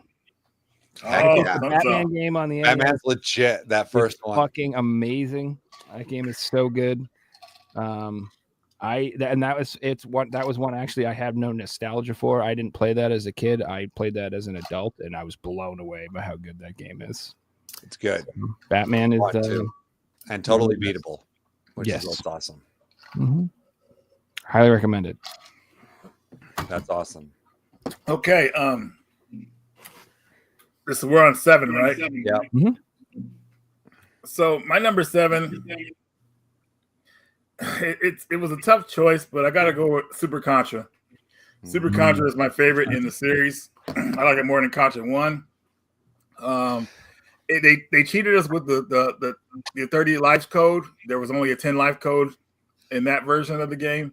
I'm sure the Japanese version got a 30 min code, but man, they really upped everything in that game. So really awesome experience playing Super C. I even think it's better than the arcade game too. I'll even go that far. But yeah, Super Contra, Super C, my number 7 game. Yeah, I love Super C as well. That's awesome. Me too. So my number 7 is Fax Xanadu. Oh, hey, nice, dude. Fax Xanadu is it's legit. It's awesome. It's fun. It can be frustrating at times. Dude, some of the jumps. The jumps, yes. The Oh jumps my god. make you want to. And the bosses respawn and shit. It's like Yep. dude. So it's definitely a game that if you want to save yourself some patience, you probably want to use save states. That's all I'm saying. Man, screw save states. You don't need that. You want to not lose your fucking mind. That's like back in the day, we had no choice. It is what it is. That's how you played it. But woo. But what's awesome about Fax Xanadu is like every music track on that game is a banger. Like every single one of them, and it's so good. I love the art style and the colors and the way the world looks. Like Oh, I said, yeah. it's like a decaying dark elf society. It's creepy. It reminds me of like a Dark Souls type feel, or like you know what I mean? It's like It's awesome. Yeah, it's really cool. All right, number 6. My pick for number 6 is Mega Man 2. Any one of the Mega Mans could be fine. Honestly, I love all of them, but 2 I think is my favorite. Yeah, just always love the bosses in that one. It's a solid game. Very solid. Except that last part before you get to Dr. Wily, where you have to like blow the doors open to get to those bombs. That boss sucks, dude. You have to go through it twice. Yeah. If you don't know what you're doing, they made a mistake on that part. But anyway, still got through it. Mega Man 2 is definitely one of the higher Mega Man games up there. I mean, the waterfall level and Bubble Man's level are beautiful. It's like, man, the music in that game was just outstanding. And had one of my favorite robots of all time in that version. Which one? Quick Man. Quick Man. Yeah, his level when you're trying to dodge those beams, that level's insane, dude. Like, it's so thrilling. I love that level. Yeah, I think it's like a masterpiece, honestly. Oh yeah, I like 5 a lot as well. So 5, wow, that's a good one too. Okay, I like that. My next game is going to probably be a game that you guys really haven't really heard of. The game is on the cheap, but that is Air Fortress for Nintendo. Air Fortress is a game where you have to go to these different domes and like deactivate them. Yeah, I remember that.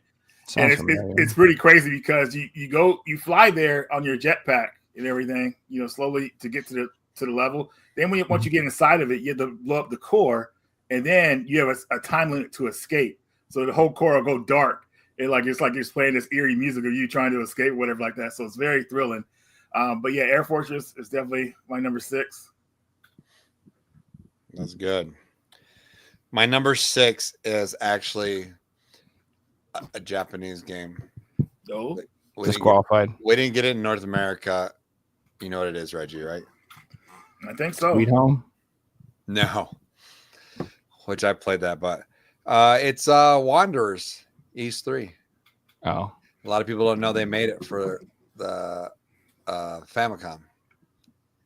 no idea. It plays really awesome.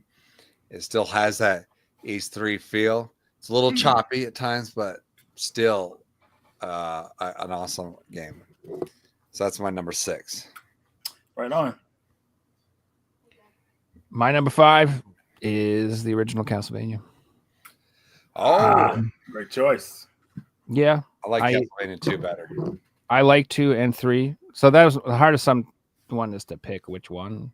But like again, I always for like what I do is like if I'm gonna sit down and I'm gonna play a game real quick and I'm not sure what I feel like getting into, I'll throw Castlevania 1 on anytime because it's like a nice linear experience. You know what I mean? I can just sit down and try to beat it, and I don't know. It's just something about it. I love that game. But 2 and 3 are both insanely good. That's how I made my top 10 list. Was like, what are the games where like when I'm sitting there, I'm like, you know what, I want to play this. Yeah, that's what I'm saying. The ones I actually sit down and throw on and play a lot. Yeah. Like someone's like Ninja Turtles is like someone said Ninja Turtles on the list, and I love the Ninja Turtles on the NES. But after I beat that game for the first time, I knew I never wanted to return to it.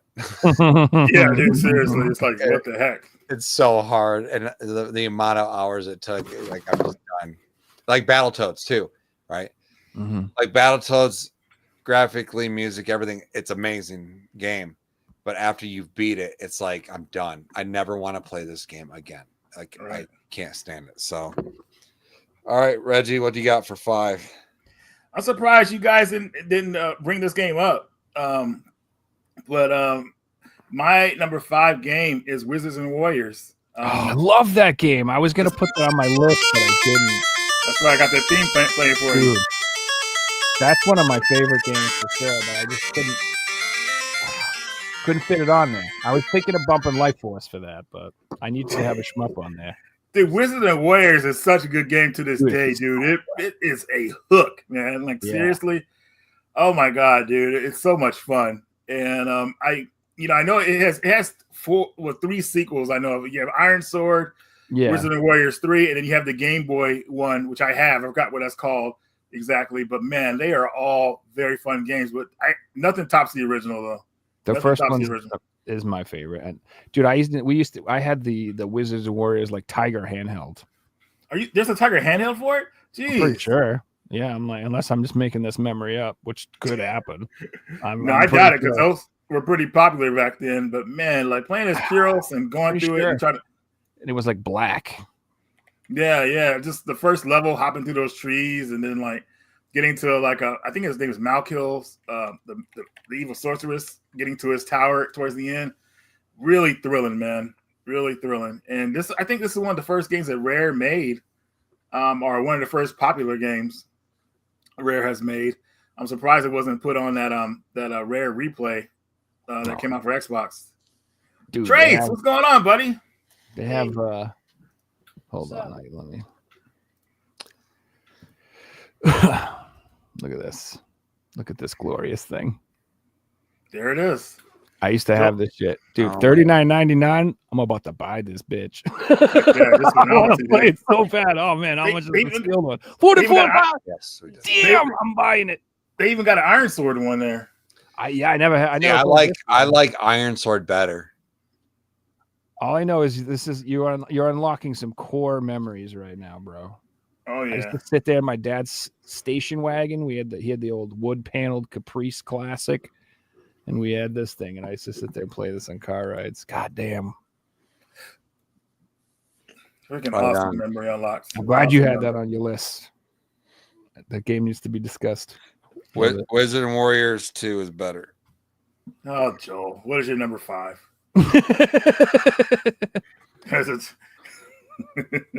My number 5 is a very obvious one, but the game is it's epic, and that's Battle of I guess it's not maybe very well known, but Battle of Olympus. Yeah.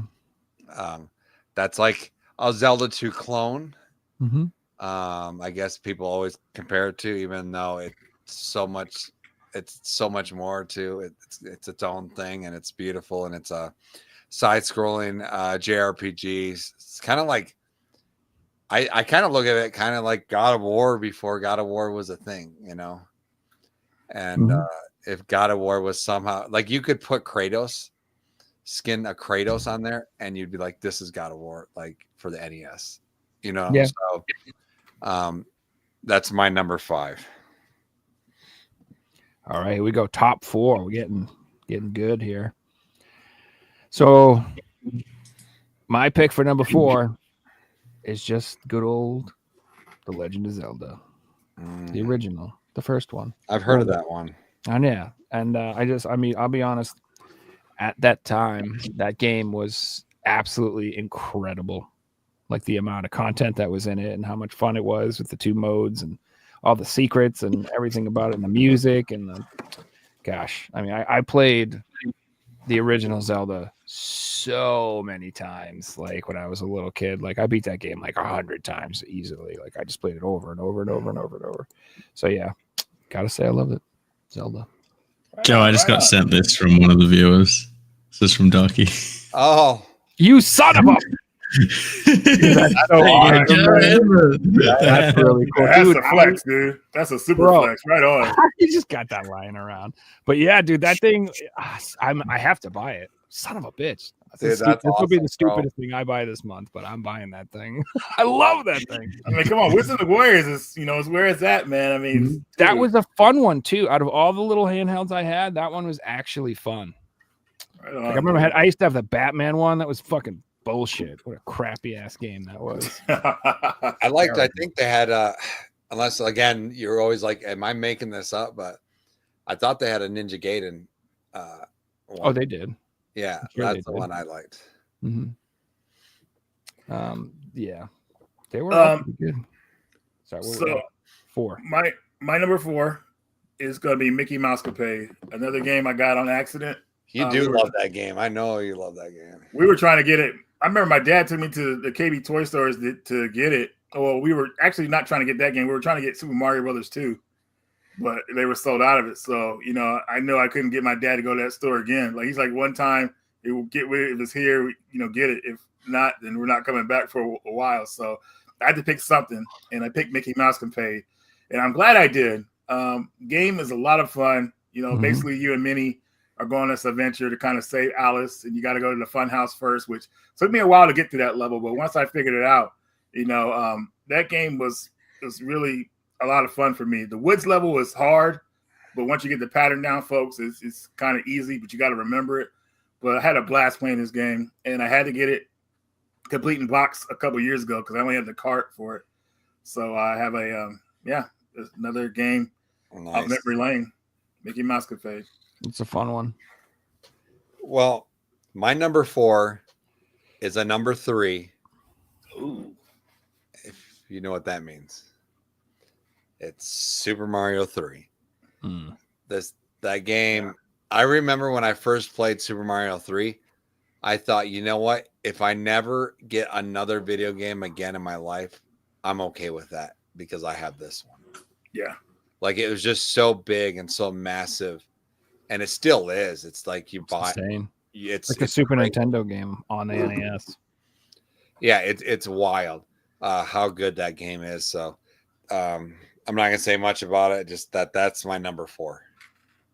Oh, we got to talk about you. You guys, did you see that announced for the first time in the theater watching The Wizard? Wizard, yeah. That's the first. I mean, And you're like, yeah, that's only you get some good footage of it back then. Yeah, I lost my fucking mind when I saw that. Yeah, announced in that because that movie was the first anyone has heard of that game, and so it just. Well, I think it was in the trailer, right? So. I don't know. I was really young. I feel like they just kind of show Super Mario 3, and you're like, I gotta go see it because I gotta see what Mario 3 looks like. Well, the crazy thing was back then, news didn't really travel around like it does today, like instantly. Like before we even got Super Mario Brothers 2 here, they already were getting Mario 3. So it was in Japan. So it was like, whoa, really? So yeah, but great games, y'all. That's a great choice. Game. That's my favorite Mario game of all time. Top 3, guys. My number 3 is Mike Tyson's Punch Out. For sure. I've heard of that one. Not Punch Out.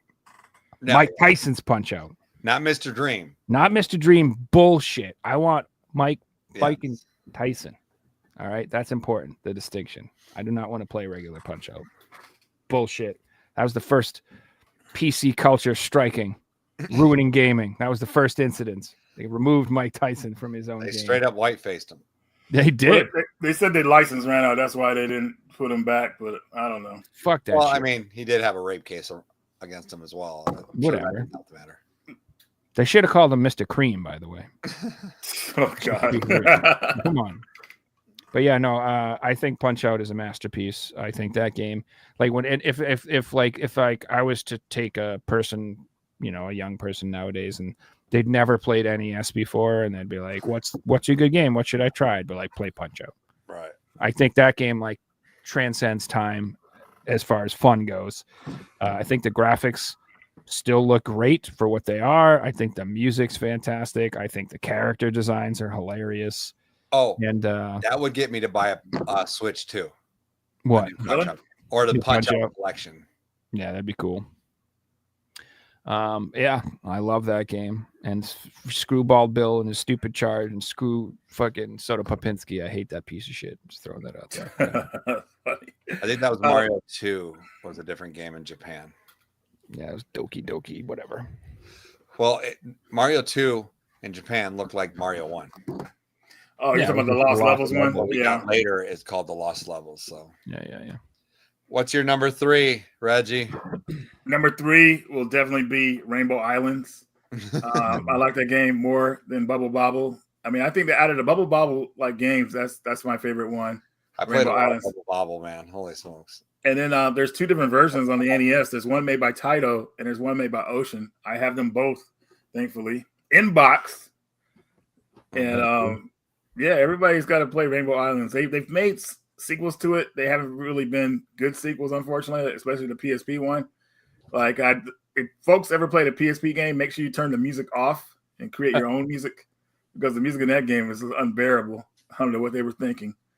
But, I think yeah. that's on Title Milestones 3, right? Didn't it just get released? I believe it is on there. Yeah, it is on there. But another Rainbow Islands game that's actually pretty cool is digital only. It's called Rainbow Islands of Towers or something like that. It's on Xbox and the Wii, but yeah, not officially anymore. You gotta like pirate it to play those games now. That's the problem without not having a physical release, folks. You gotta have that physical release. But yeah, that's my number 3, Joel. What do you got?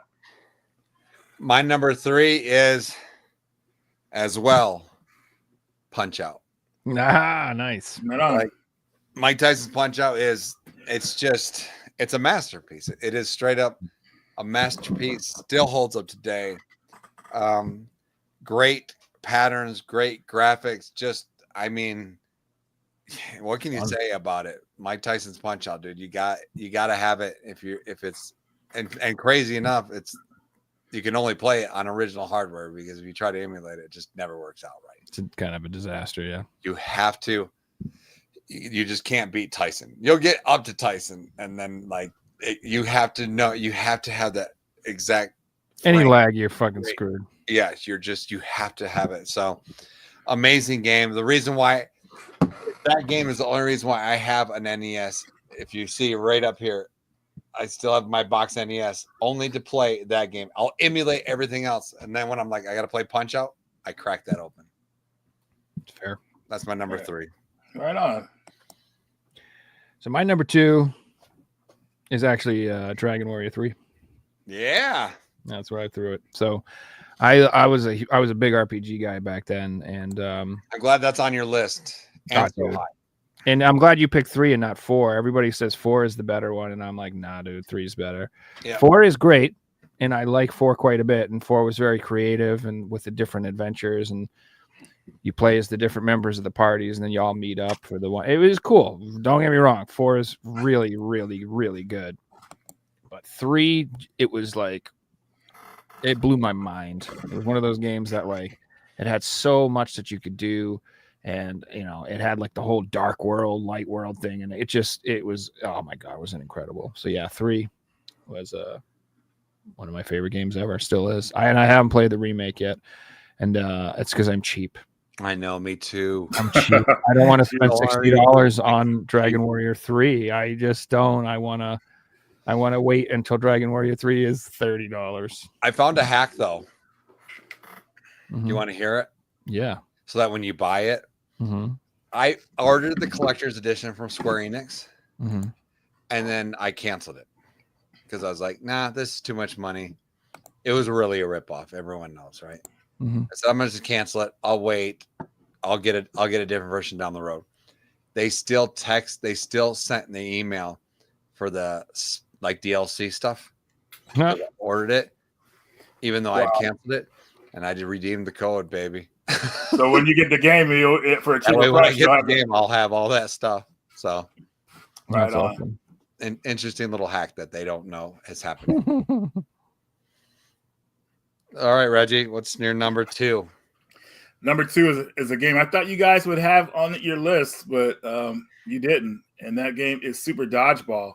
Oh gosh, I totally forgot about that. That is a great.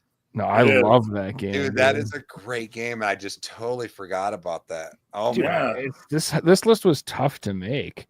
Like I had like 8 slots filled before. Huge, dude. Super Dodgeball though was one of my favorite games to play with my brother. Yeah, Reggie, I'm gonna have to rework my, because that should be on a top 10. Oh my god, it should be. It's so good. I forgot, dude.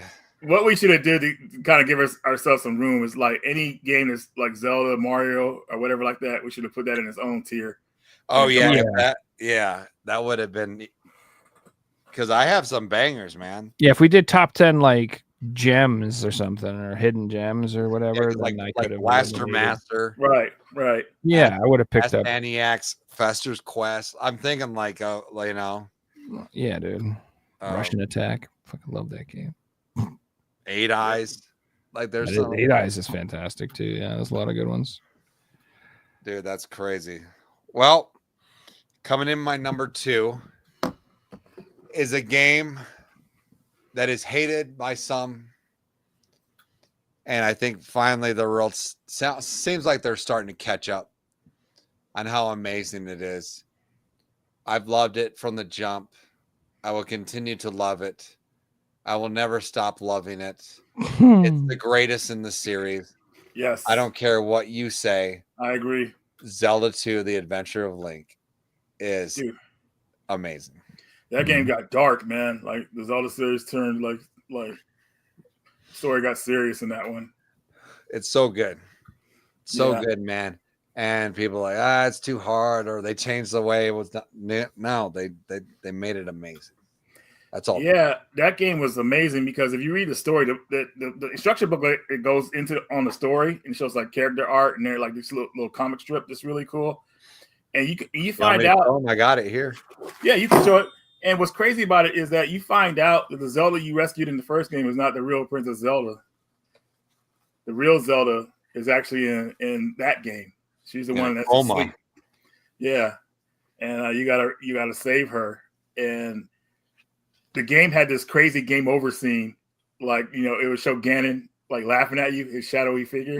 It looked all eerie and everything like that because Ganon is dead in that game. But if you die, same voice as Bald Bull. Punch Out, Bald Bull. Yeah. Yep. Oh yeah, they reused it. Yeah, they just reused it, dude. Or whatever one came out first, I think. Yeah.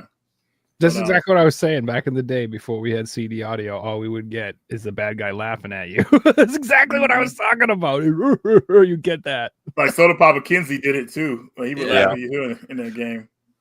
Yeah, but so funny. But yeah, Joe, you're looking through, and you can see that part where Impa, she's holding out Link's hand, and it's showing him that he has a Triforce. Yeah. Courage and put it on his hand. That's right here. Yeah, dude, and it tells you about what. Yep. It tells you what happens to the king, how he dies, and what happened to Zelda, and how Link has to go on. And he's older, obviously, in this game. Yeah.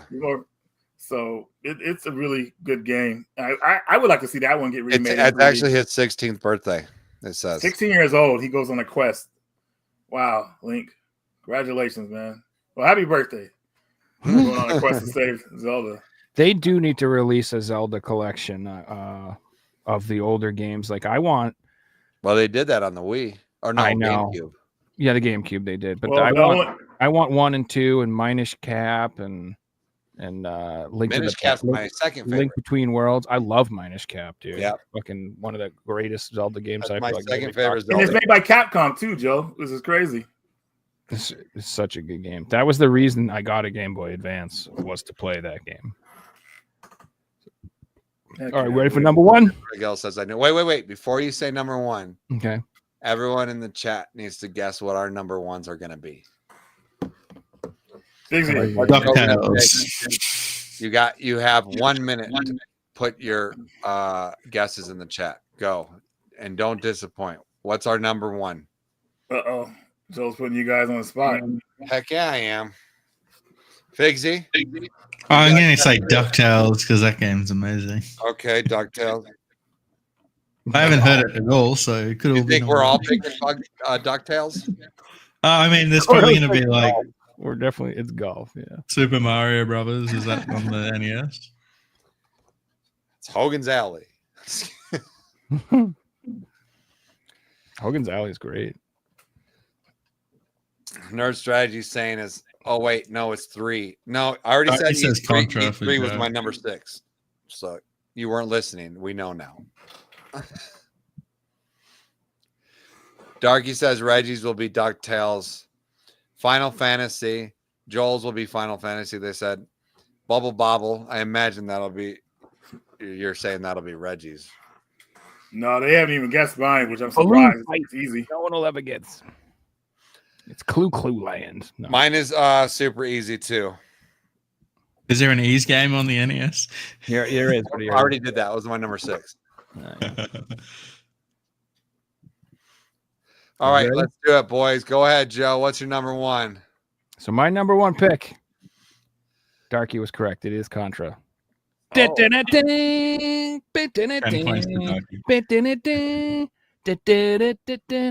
Yeah, Contra is amazing.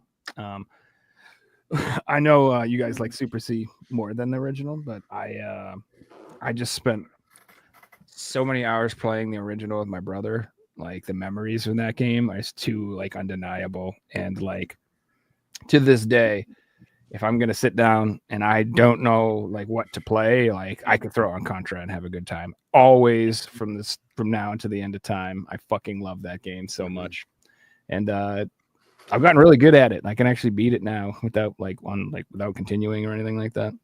I haven't done like a no death run yet, but I've beaten it when I died. I've no death runned it. Yeah, I think I died once. Stream. It's the best I ever did. But I haven't really put a lot of time into trying to non-death running it. But yeah, I just think the original Contra is quintessential NES. I just think it's like it's like a must play. Like if back in the day, if I went over someone's house, I would throw on Contra if they had that game, and we would play that. Like 2-player, that would be the first thing we played. So that is my pick. I think. Right on, man. Heck yeah. Yep. All right, Reggie. Joel, I'm pretty sure. Well, Jet Ski Girls on the NES, Gordos. Jet Ski Girls on the NES, that would be a cool one, But you don't want me to get started on that game. How my friends dogged me out for that game. Joel ended up selling it. But my number 1 game, a game that I always go to, it's a beat 'em up game, but they expanded upon the arcade version of it, and that is Double Dragon 2: The Revenge. Yeah. It's Double Dragon 2: The Revenge. The arcade game did not have a happy ending. Like Marion gets shot, she stays dead. But in the second game, somehow she survives. She doesn't get shot. You don't know what happens to her, but she ends up dying in that one. You go for revenge. She ends up being alive. Great beat 'em up game. Once you get used to controls, the Cyclone Kick, which is actually turned into the Hurricane Kick name. This is a really overall fun game. And if you play the game on Supreme Master, you get to fight the real final boss of the game. So it has 9 missions, and they're all pretty fun. So yeah, not except 6 and 7. Those missions suck because you got to jump on the gears, and it's a lot of bullshit platforming. But Double Dragon 2: The Revenge, my number 1. Right on. Skipping right over the first one though, because that one. People have been calling out Ninja Gaiden for you, Joe. I thought that was going to be his one too. Yeah, Ninja Gaiden is.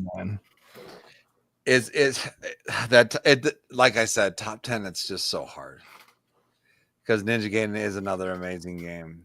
Yeah, it's picking top 10 is extremely difficult. Like you Yeah, said, you gotta- if we should have cut out Zeldas and Marios and That helped out Contras a and lot. stuff. Yeah, So- but then where do you draw the line? Do you cut out like and so like Dragon Ninja Gaiden Warriors is and an awesome game. Contras and things like that, or Right. you know? My number one, sadly, is not Ninja Gaiden, right? My number one is, of course, freaking Contra. Like Contra, Yes, Contra that's is right. a freaking masterpiece. Dude. It's just like The music's so fucking good, man. Anytime I hear it, I'm instantly hyped.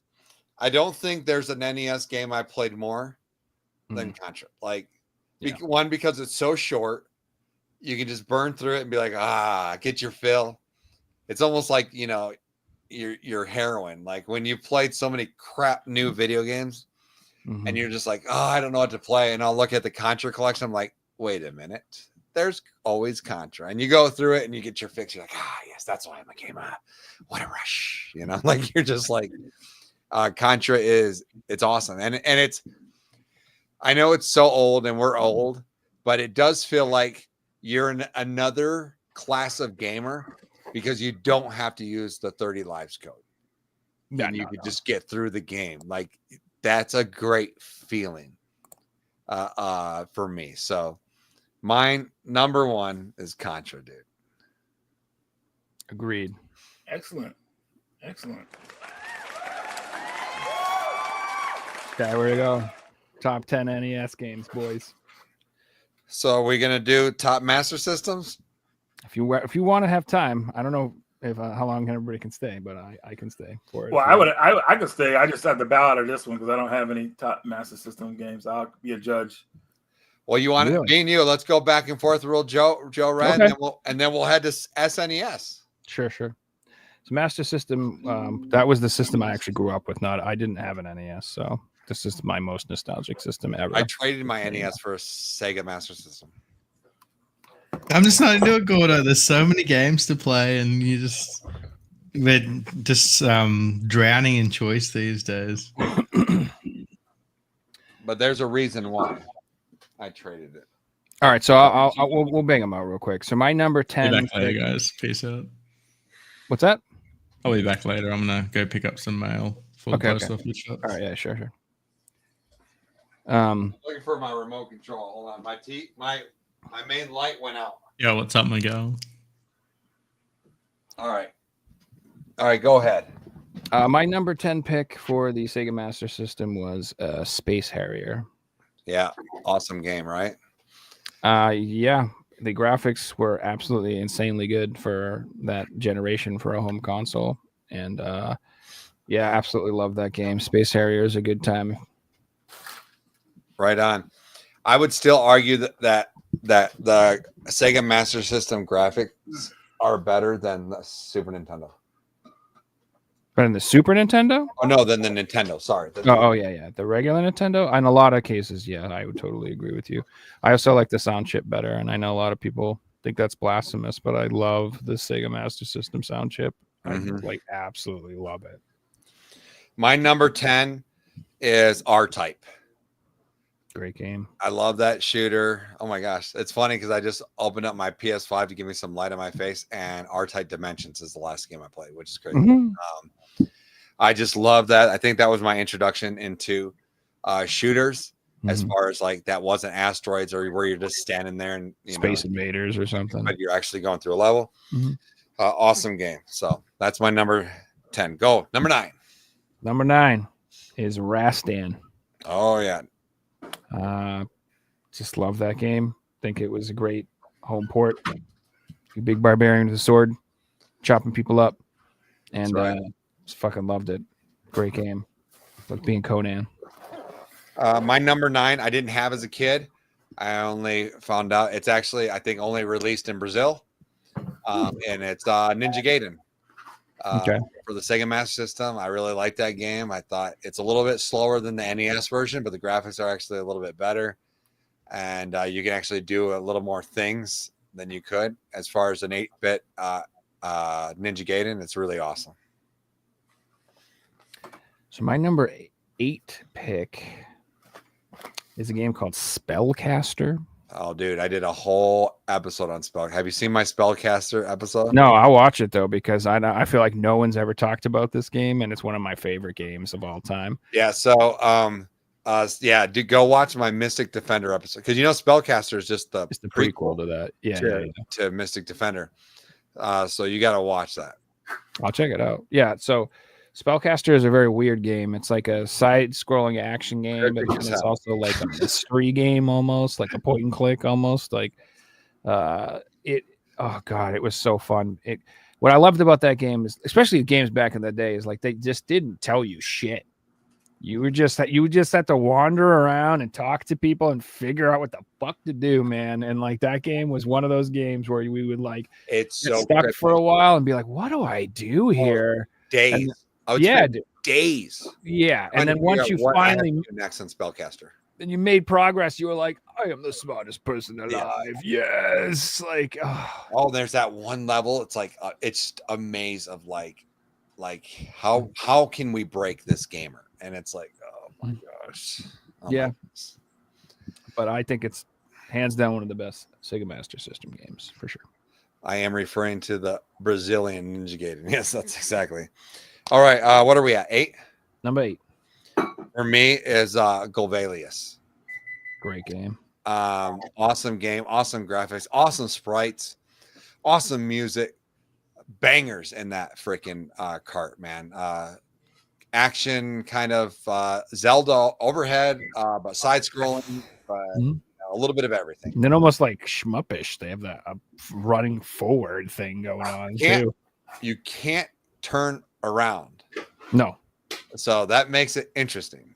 Yeah, it's almost like a shmup. You're moving forward on a vertical field, and you have to keep going forward. But all you got is like a sword. There's always fucking snakes and bats and everything. And yeah, I love that game. One of my favorites too. I love how they're arguing in the chat what my number 1 is. It's great. Okay. Go ahead. My number 7 is Double Dragon, the original. The only version 8-bit you can play 2-player. Correct. That was the best version of Double Dragon for a home console at the time, and you could play it 2-player. And I really love it. I think the graphics are fantastic. The music's fantastic. Really good game. Really good. My number 7 is, and this is the reason why I traded my NES, was for Rostan. I had to have that game. It's one of my favorite arcade games. One of my favorite arcade games of all time. Fucking hard, dude. It's stupid hard. Well, not so much now because I've played it a trillion times, but holy smokes, if you're trying to sell it to someone, it's not going to work. Like, you got to have grown up on it. It's Conan the Barbarian. It's everything I love, and it's awesome. And I had to, it's a pretty decent port. No, it's good. Yeah, it is. It's looks great. So that's the thing. Like, you play the arcade version, you're like, yeah, this looks better, but I think the Sega Master System is almost more appealing. So. All right, go ahead. What were we on? We are on 6. 6. So my number 6 is Miracle Warriors. Oh yeah, I got that one. Yeah.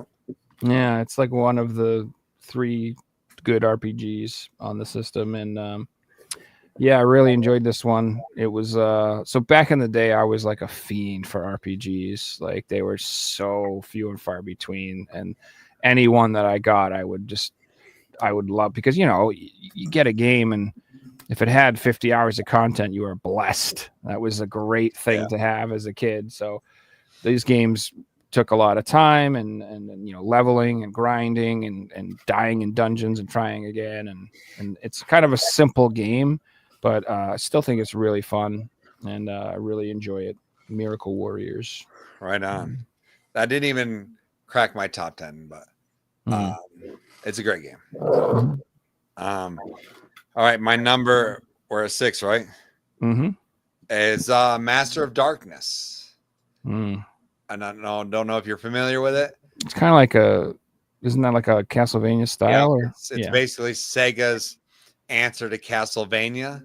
Mhm. The only thing that it doesn't have or do as well is the like Frankenstein and Dracula. Some of them are just like Jack the Ripper and humans, and Mhm. but it's a fun game. It's a really fun game that I enjoy a lot. Okay, moving on. Number 5 is I had Galvalius for 5. Oh, okay, perfect. Yeah, so we don't have to go over it again. It's Right on. really good. My number 5 doesn't seem like it would be on my list, but I played this game so much and I love it so much. Spent so many hours in it.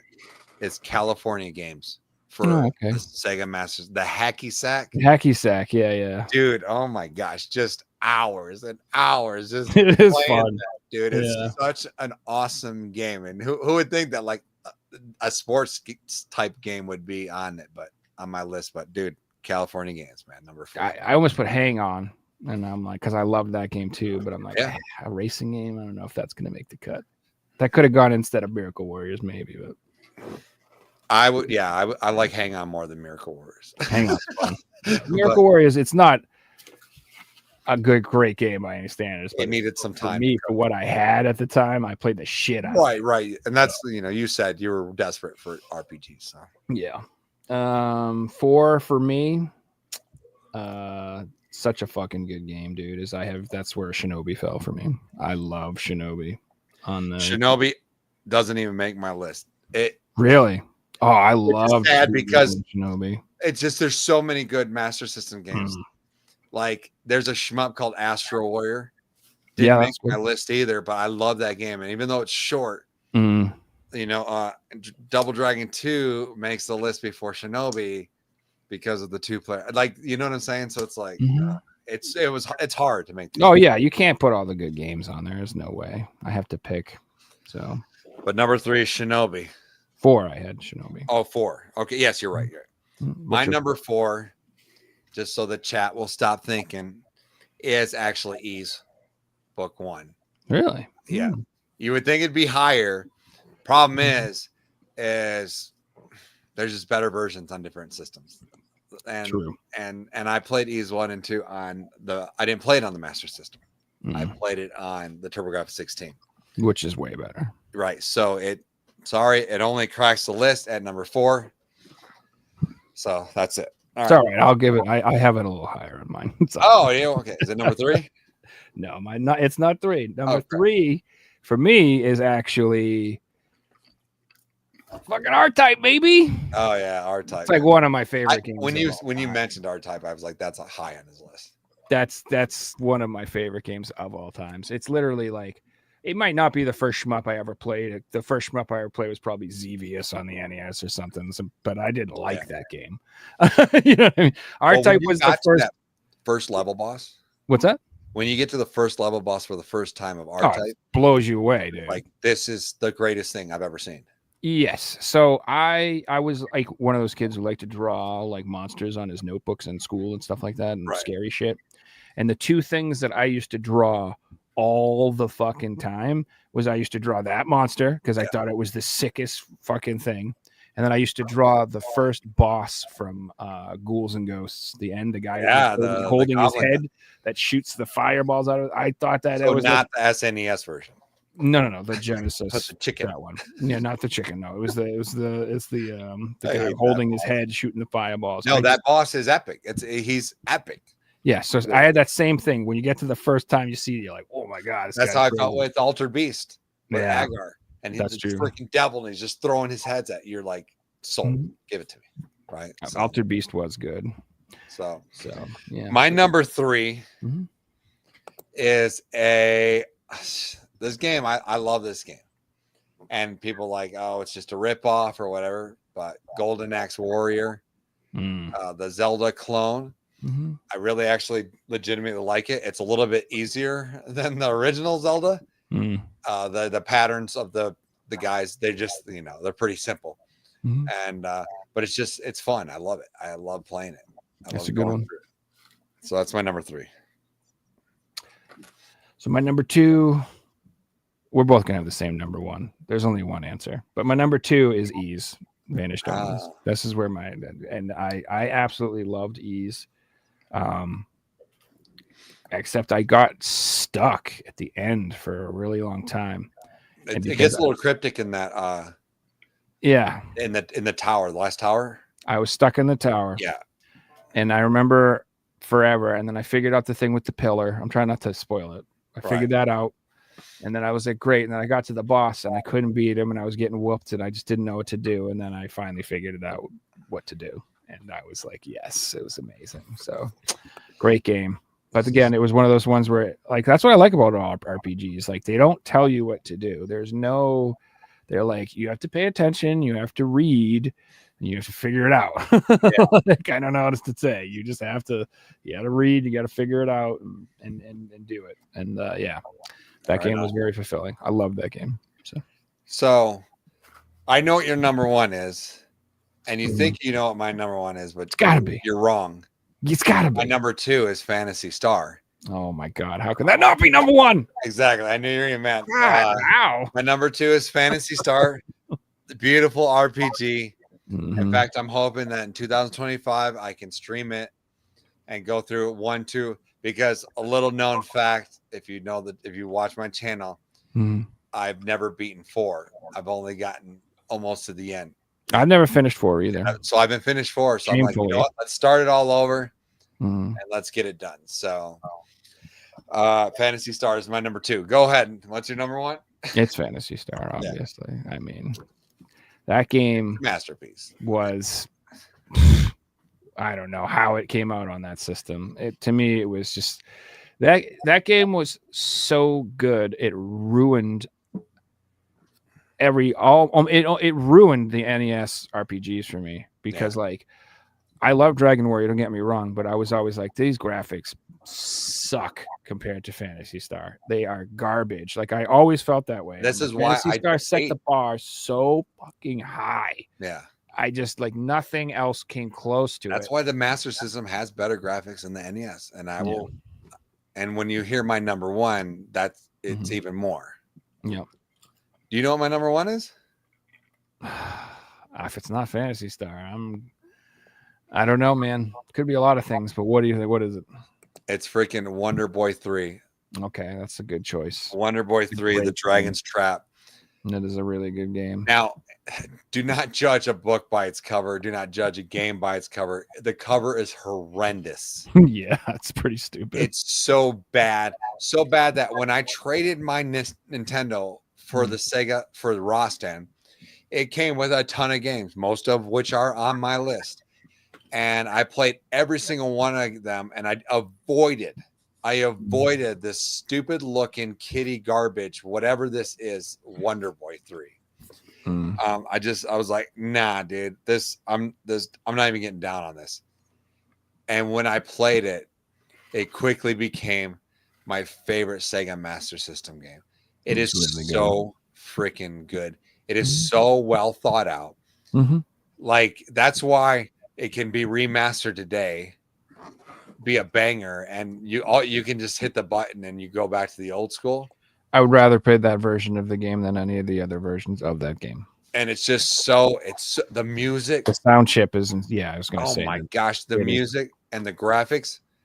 I challenge you to find a better graphically looking game on that. No, I'm mad I didn't put it on my list. Space Harrier can go fuck itself. Dude, it's so good. Do yourself a favor and play it because the puzzles, the way you have to transform into different characters, it's just so well thought out and such an amazing game. So that is and I think Nerd Strategy was like, why'd you say, oh dang, you were close? Did Nerd Strategy change it? Because I thought he said it was going to be Wonder Boy. Did he get out of his chair and dance to the music of Wonder Boy? I don't know. So Gordo was hoping I was going to do Ease. I think Nerd Strategy called Wonder Boy. So, so they watch the channel. So that's that. All right, Reggie, you coming back for the SNES or what? Yeah, I think I am. I think I could really bring some insight on some games that you guys might like on my list. Oh, we're gonna do new order though. We're gonna switch it up. New order, Okay. okay. Like the Go New Reggie, World Order, Joel, and then W- me. All right, WCW. Reggie, go ahead. That's your number 10. Going through my My- list here. Let me pull up my list real fast. My list is so basic. Basic. Well, that's how you guys made me feel on the NES. I was like, I feel like this is going to go fast because I'm not going to Yeah, talk the much same about the game. games because the people know these games. Same here. But I'm sure Reggie's will be the different. So we'll let you have the mic. First game on my list is going to be Final Fight 3. Final Fight 3 was an amazing beat 'em up game because you could show they put an effort into making it not generic like Final Fight 2 was. And one thing they did was they added the AI controlled partner that you could play with in the beginning of the game. 3's until it wild. died. So, what's that? 3 is wild, bro. It's very wild, but I love that you could play with a co-op partner, like an AI if you didn't have a friend around with you. So I thought that was a cool thing they put into the game. And I don't think many games have done that. The only other game I know has done that is Streets of Rage remake on the PC. And that was made by fans. So Yeah. but yeah, I think that was great. Final Fight 3, overlooked game. First game to add super moves as well into the game, like cinematic super moves. Guy returns, which is awesome. And if he picks up the nunchucks, oh man, it's over if he gets that weapon. Mhm. But definitely a good game that everybody should play. Final Fight 3. Right on. Mine number 10 is a 3 as well. And it's Ultimate Mortal Kombat 3. Great Just game. like talk about feeling like you're playing something from the arcade. So many hours lost into That it. was peak Mortal Kombat. I think that's the peak of the series. was Right. 3. Well, for peak for me, it was 2. I don't. 3's great. I do love 3, and I love the run button and everything. To me, like where I was just like, man, 2 is amazing, but 3 is so good. It's so good. So, all right, that's it. I'm not gonna say nothing else. Go ahead. We'll make this fast because I'd like to get a Genesis. Okay, yeah, we can go fast. My number 10 is Miss Pac-Man. Believe it or not. Wow. The Miss Pac-Man on the Super Nintendo is one of my favorite versions of the Miss Pac-Man because it came with the speed boost thing. You could turn it on and keep the turbo going all the time. And yeah, I played the shit out of that all the time still. So it may not be maybe an old arcade game and it's on a million different things, but I love the Super Nintendo version. So that's my number 10. All right, Reggie. Batman Returns. A great game I played recently during the Chris holiday season. Batman Returns is a very dark movie. The game is just as dark. I love the first level when you're in the plaza and you can slam those clown soldiers against the windows. And this is a great game that shows you how the best Batman is Michael Keaton, hands down. I don't care what anybody says, man. Like, he's the I'm best with you 100%. He's the best one, dude. Like, he doesn't even have to talk. Man, his presence alone is just like, holy shit, Batman's here. You want to get nuts? What does he say? Let's get nuts. You want to get nuts? Let's get nuts. But yeah, that would be my number 9. All right, my number 9 is most people's number 1, but Link to the Past, Zelda. So I don't need to say anything. Go. It's My number 9 awesome game. is Zombies Ate My Neighbors. Oh my gosh, I can't stand that game.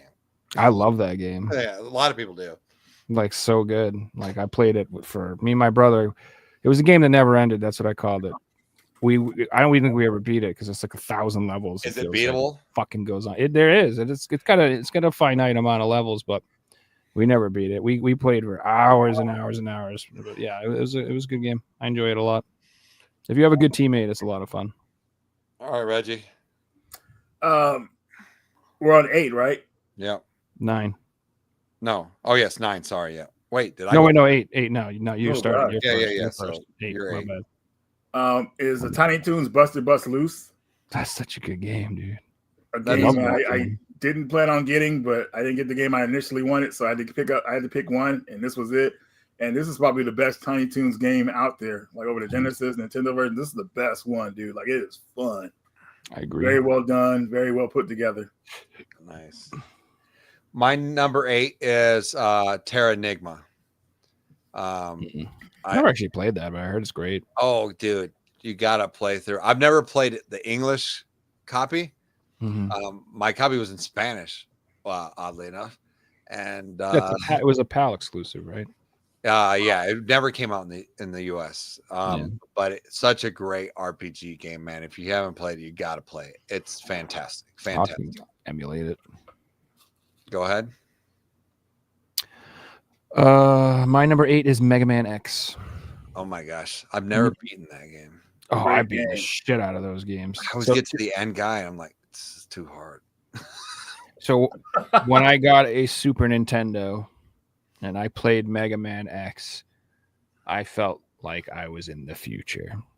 Yeah, you know what I mean? Like awesome. Mega Man was one of my favorite franchises. Loved it to death, and then I played Mega Man X, and I'm like, I can't believe this is how good this is. It was like everything I liked about Mega Man, but everything was better.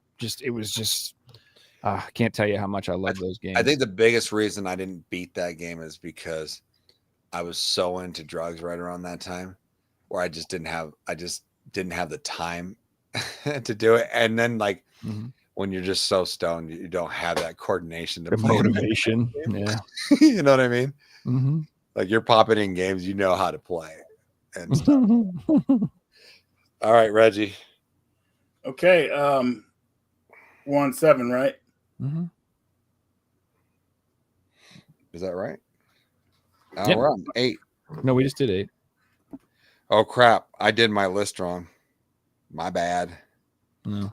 I'll have to give you 2 to catch up. Sorry. Okay. Let me. My next game is Super Ghouls and Ghosts. Great. I think it's the best in the series. I like it over the Genesis version. Nope. Yeah. Negative. And one of the reasons for that, probably for me, is because it's the first one I actually played. So you have that nostalgia with it. They took that first level boss out, and that messed everything up. But it's harder. I think that the Super Nintendo game is harder than the Genesis. Super Nintendo game, I think, is harder as well because it's longer as well. Fucking brutal. I think it's easier because you can shoot diagonal, right? You can't. You get the jump. You get the double jump. The double jump. You can double jump. So the Genesis, you shoot diagonal. Yep. Or up. You can shoot up and down. No diagonals. Okay, so never mind. I thought you can't shoot diagonal in any of those games. I mean, right? So you can shoot up. The Genesis, you can shoot up. Yeah, you can shoot up. Yeah, which makes it easier because the Super Nintendo you can't, right? Nope. But you have the double jump though. Remember? You have the double jump. Okay. So yeah, that game is my favorite. The mode 7 in the game in the intro was very eerie. The bosses, my favorite levels. And I'm sorry, I know we got to go fast. I just got to mention this, man. The 4th level in that game, the ghoul stomach. You go into this giant ghoul stomach, and it's like twisting and turning because it gets sick. It's so crazy. It's like I'll never forget that. But yeah, Ghouls and Ghosts, my number. Yeah, where have you guys played the new one, the newest one? No, Resurrection. I don't even want to look at it. Is it bad? So fucking hard. So there's 4 difficulty settings. If you put it on the 3rd or the 4th setting, you are in for hell. It is so hard. But anyway, I don't want to talk about it too. The art style is kind of weak, so a lot of people didn't try it out. But the game itself is fucking phenomenal. Like if you like that game, I would check it out. So my number were 7, right? Yeah. So I had messed up. I guess Mortal Kombat 3 wouldn't be 10. It would have started at Zelda. It would have been Zelda, Terranigma, and then my number 8 would have been Final Fantasy 3. Okay. So I'll just mention that. And then so number 7, we're at 7, right? Mm-hmm. Is Wanderers East 3. Love that game. Love it on Super Nintendo. Love it on Genesis. We'll play it a million times. Moving on. My number 7 is Super Mario World. Okay. It's a fantastic game. Pretty solid game. There. So good. That's another one. Also, if I was sitting at someone's house and they were like, "All I have is this Super Nintendo with this," I'd be like, "I'll play Super Mario World. Yeah, let's go. Let's unlock some question mark or exclamation points. Let's do it." Nice. All right. So, my next one will be Sparkster, the 3rd Rocket Knight game at the time. somewhat different story from the ones on Genesis, but I feel like this one's my favorite. I feel like the best Rocket Knight game is the first one on Genesis, but Sparks is my favorite, dude. I just love what the direction they went in that game, and yeah. Nice. My number 6 is, and this order is debatable, but and I don't know, man. I think I got it pretty solid. Is Street Fighter 2?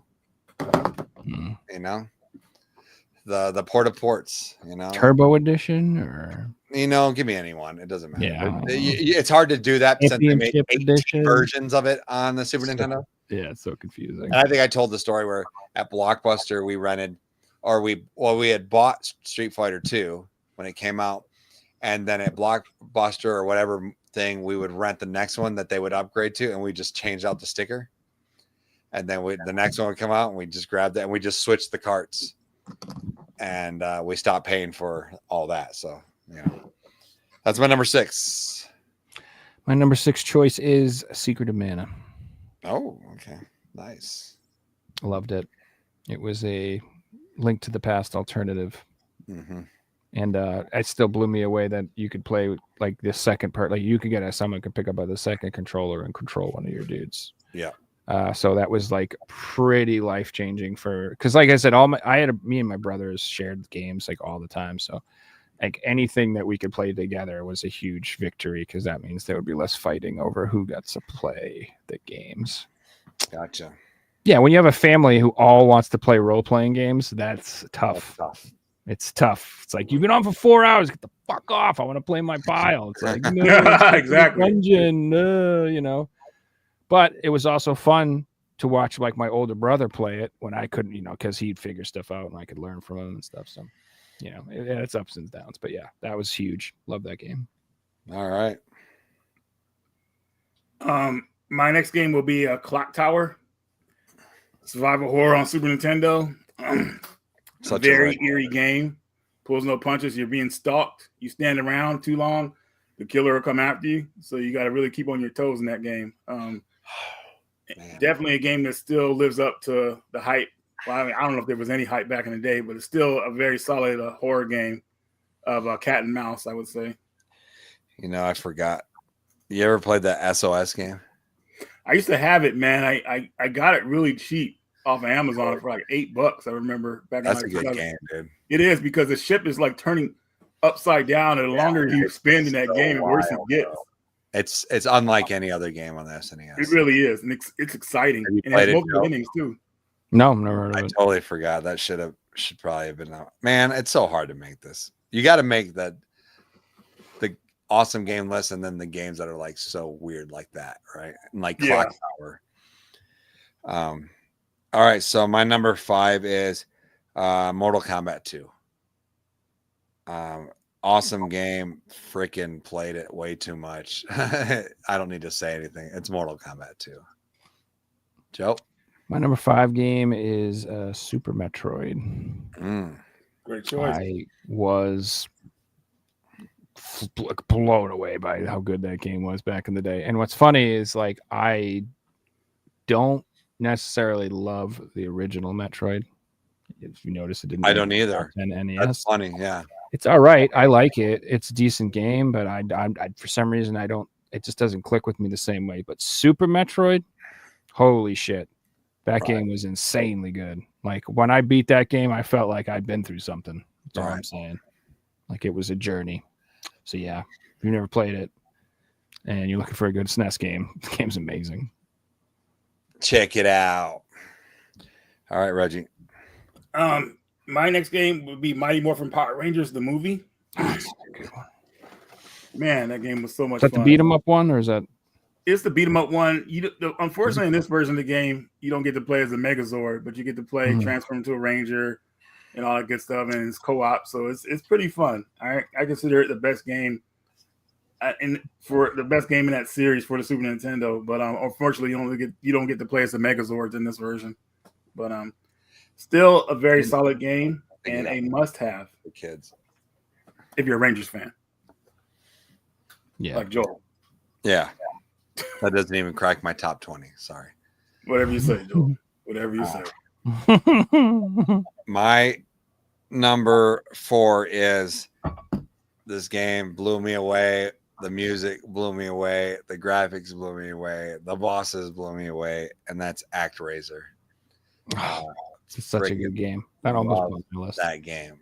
If you haven't played it, do yourself a favor. It's very original for its time because it's almost like action side scrolling, but turns into like SimCity type of populous game, which is pretty cool. Yeah, my younger brother, that was one of his favorites. My number 4 pick is Contra Alien Wars. I think it's one of the best Super Nintendo games, period. It's so fucking good, dude. And it was like definitely, again, going from regular Contra and playing that game, I was just like, I am in the future. This is the next level of gaming. Like, I didn't feel that way. Dude, I did. I felt Super Nintendo was like, for me, felt like one of the most solid jumps in technology ever. No, yes, but I was just like, I like the old Contra better. Really? I mean, I get that. I loved it. It's like I said, it's one of the best games ever. But I really liked that one as well. Right on.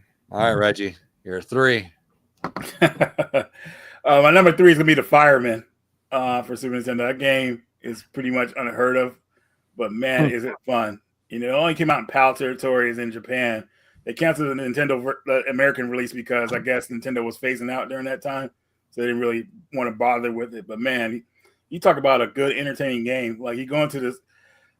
Yeah, I can't go all into it, but man, it's just fun. Like going out and putting out fires in this building, and you have your partner with you, and like it's just really like arcade fun, I would say. So the Fireman on Super Nintendo.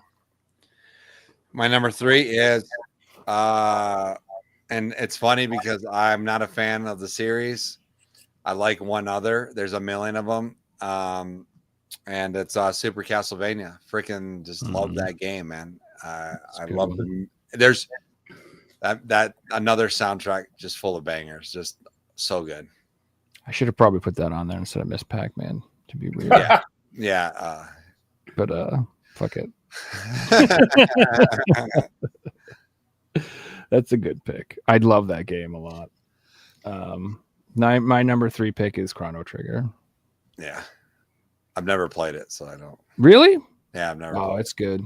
It's good. I mean, it's never going to live up to the hype that it has. People claim it's the greatest thing that ever happened, and it's very good. But yeah, I'm going to check it out one day. So yeah, I would, dude. I mean, you'll definitely have a good time. It's great. It's a lot of fun. The combat's fun. Plot's amazing. All right, Reggie. My next game will be Fatal Fury 2. Oh man. Yeah, Fatal Fury 2 is the game I wanted to get before Busted Bust Loose, but they didn't have it at the store. Finally got to play it years later and own it years later, which is pretty crazy. But man, this is the best version of Fatal Fury to get the arcade feel that I played. And Fatal Fury 2 is the first arcade game that I actually beat on my own, a fighting game. So I was pretty impressed. But yeah, Fatal Fury 2, definitely a solid game in arcades and on Super Nintendo. Fatal Fury 2 coming in at number 2. All right. My number 2 is, again, just when you seen it, you're like, I gotta buy a Super Nintendo. I need to have this game, and that's Super Mario Land or Super Mario World. Sorry, just so awesome. So many hours of content, so much fun. I don't need to say anything more. Continue. Go ahead, Joe. So my number 2 is Link to the Past. Oh, that's where it lands for me. It's definitely one of the best experiences in gaming. Like I said,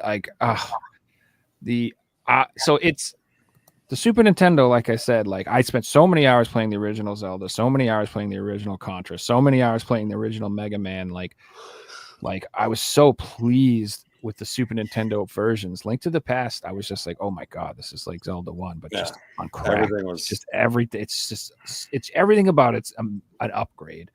And man, just what a fantastic experience. And also, it's funny because I was used to games being relatively short at the time, And like Zelda Link to the Past was like, you beat the game? When you Psych! get to the dark world, you're Psych! like, You got a whole other game to play. I was Yeah. like, wow, this is incredible. How long this like it just it blew you got me. your money's worth. You felt like Yeah, for sure. Exactly. So fantastic experience. I remember I was like actually sad when that game ended. I was like, oh, it was so good. So This is it. Our number ones. I think the chat's kind of died out. They have to go to work in the morning or something. hey, he's back. Hey. So what's the number one Super Nintendo, Reggie?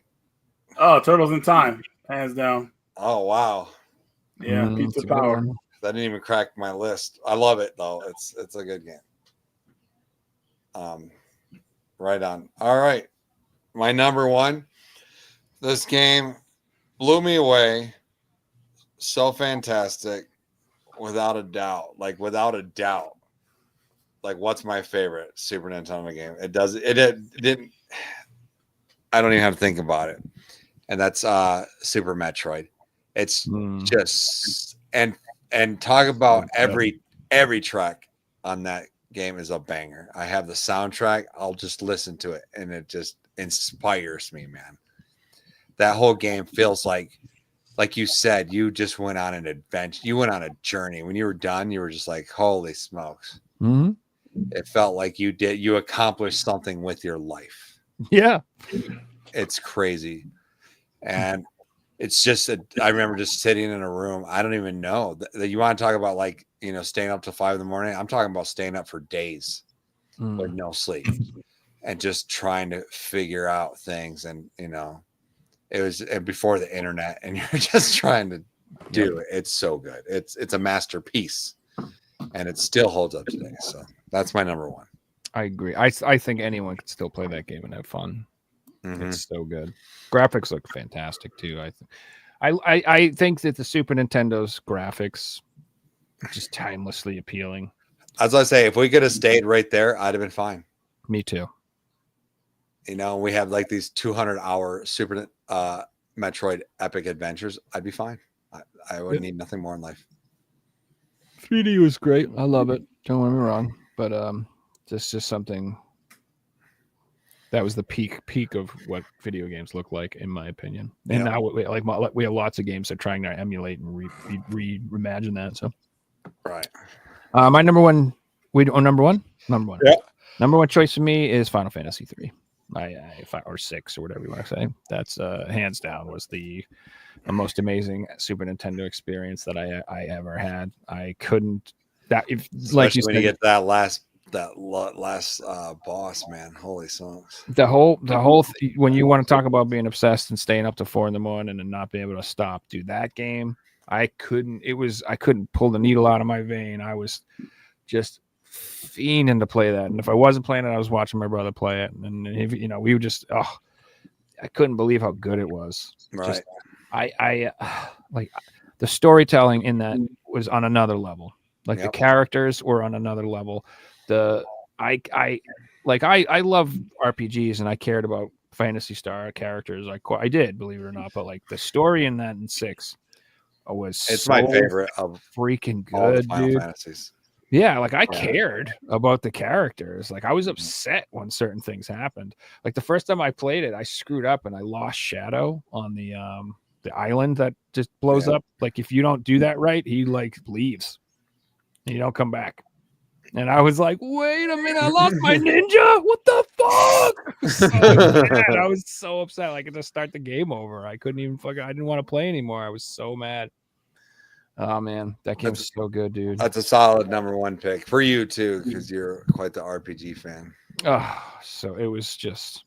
I used to be. Now I'm over. I have all these RPGs, and I'm like, I'll get to them someday. I don't have time for this shit. It's overwhelming with RPGs because it's like, well, that's 100 hours, that's 75 hours. That's all the games you play when you're older. When you don't have the coordination anymore, and you just have to, you could still play it with your mouth if you had to put your dentures up there and hit the button, Hell yeah, whatever I got to do.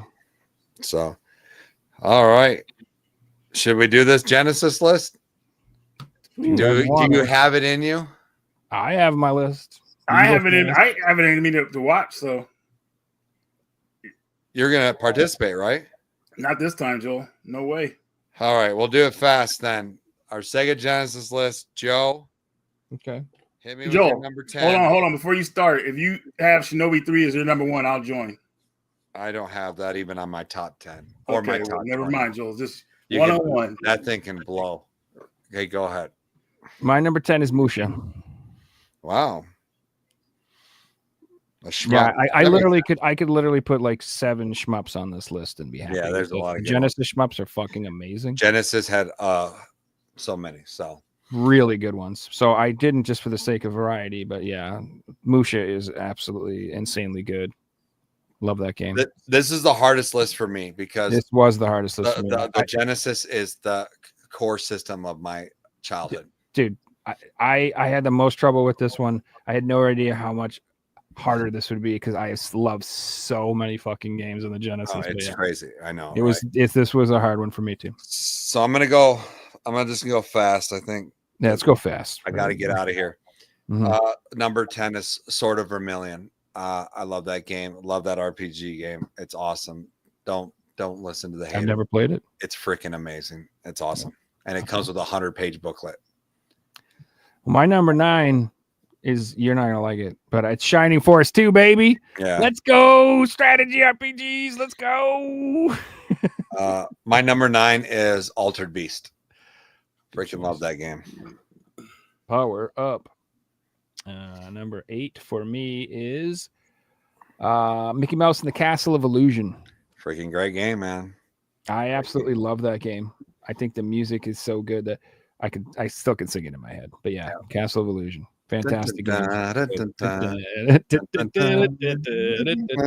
dude, exactly. So my number 8 is Wanderers Ease. Okay. And that's come up on a bunch of lists, so go ahead. Makes sense. 7 for me would be Golden Axe. The original Golden Axe. That was one of the first games I had for my Genesis, like everybody. And fucking goddamn did I play that game a million times with my brother. Just a billion times. Yeah, love that game. That's awesome. Mm-hmm. My number 7 is Tasmania. Really? Freaking love that game. I beat it so many times, and the animation, the graphics, amazing. All right, moving on. 6 for me is Castlevania Bloodlines.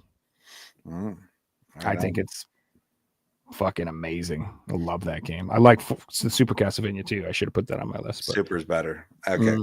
I like both. Literally, I like both. I don't know. My number 6 is Castle Evolution. Freaking love it. It's nice. Freaking epic, dude. It's Yeah, I'm glad that's on your list. best Mickey Mouse game ever made. All yeah, right. I think so too, and I think it's one of the best Genesis games. And I'm glad it's on your list. That makes me feel good, honestly. 5 I chose Contra Hardcore. Yeah. I have a thing for Contra, if you can't tell. Yeah. My number 5 is Ghostbusters. It's the best Ghostbusters game ever made. Okay. Without a doubt, I love it. Ghostbusters on Genesis. If you haven't played it, do it. Moving on. Better than the old Atari one where you just ride around in a car. It's the best. It's better than the new ones. It's better. It's best. My number 4 pick is a game called Eliminate Down. Yep. It is a shmup. I love that game. I think it was only a Japanese release originally. I don't think Such a great game. But yeah, it is fucking. I played all the way through that on the stream. Dude, it is. It's to me, it's the best shmup on the Genesis. It is. It's my favorite, hands down. It's awesome. So, like I said, I could have put shmups from like 10 to 2 if I wanted, but that's the one that I had to be up there high. So number 4 for me is Strider. Oh, I love that game. I think the Genesis version actually plays better than the arcade. And it's great. You got to play. It's amazing port, like perfect port. Yeah. Moving on. Number 3 for me is the game. I don't know if you've heard of it. It's called Revenge of Shinobi. Oh yeah. I heard it's okay.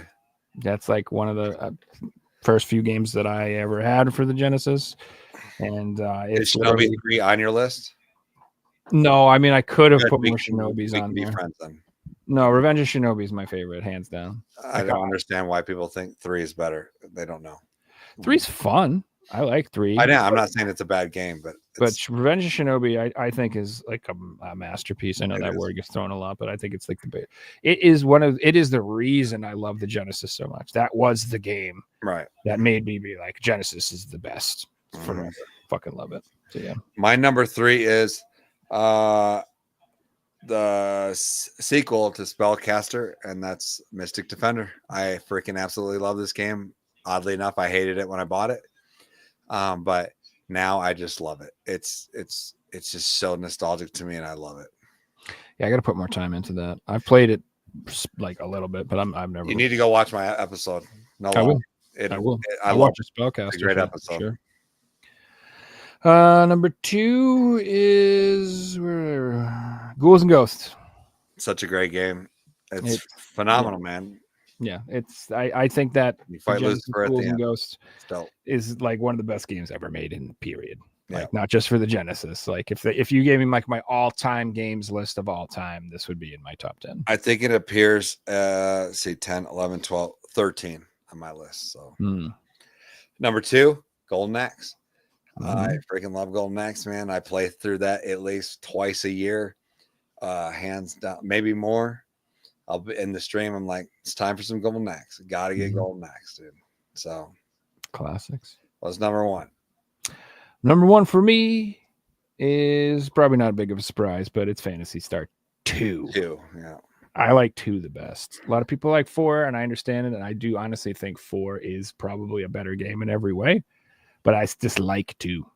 I just freaking love that game. I love the story. I love the music. I love the dungeon design. I love the world design. And the music is really what it is. Like the music, I don't know what it is about that game, but I could listen to like that soundtrack all day, every day for the rest of my life. I got it on vinyl. It's amazing.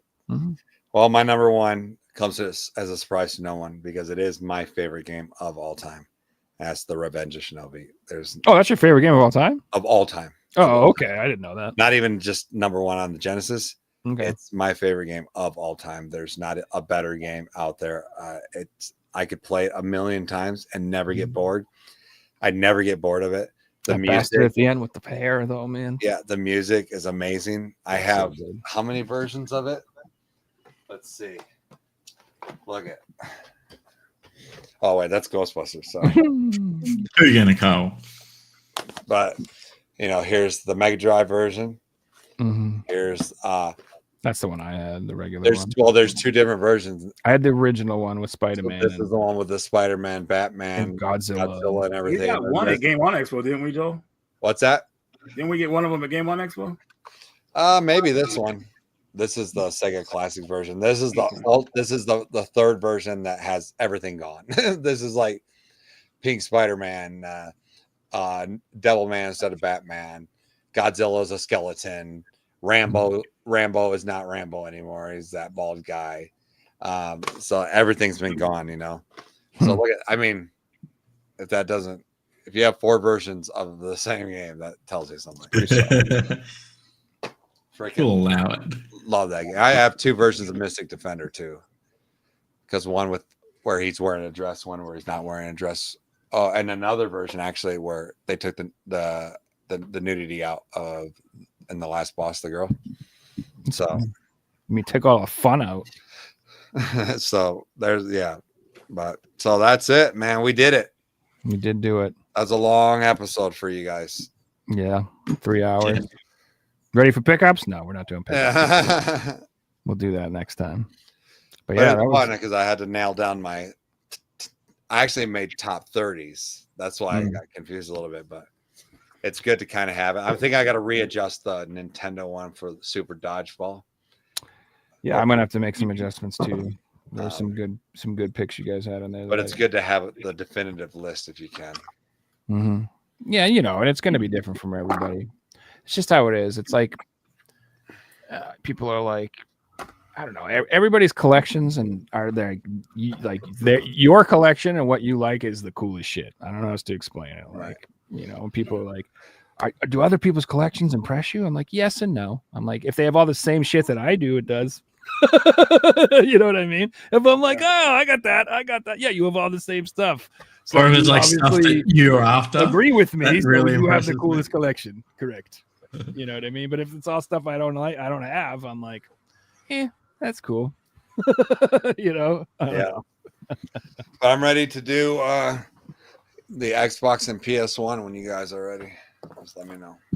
We can do another episode. We'll let Figsy pick the consoles so he can participate. How's that sound? Figsy I was just like needs to like 1995 onwards. I'm good. Figsy, you need to go and play all the games that we just mentioned. All of them. I hope you wrote them down. Yes. Dude, if you like you could do a good number if you just did this year, just emulated them and did them, and you would understand why they're amazing and why you missed out on the greatest time of gaming. I'm gonna pick up Dragon Quest 3 and play the remake. So I'm looking forward to that at some point. Yeah, I mean, there's so many good games, dude. You got to get it.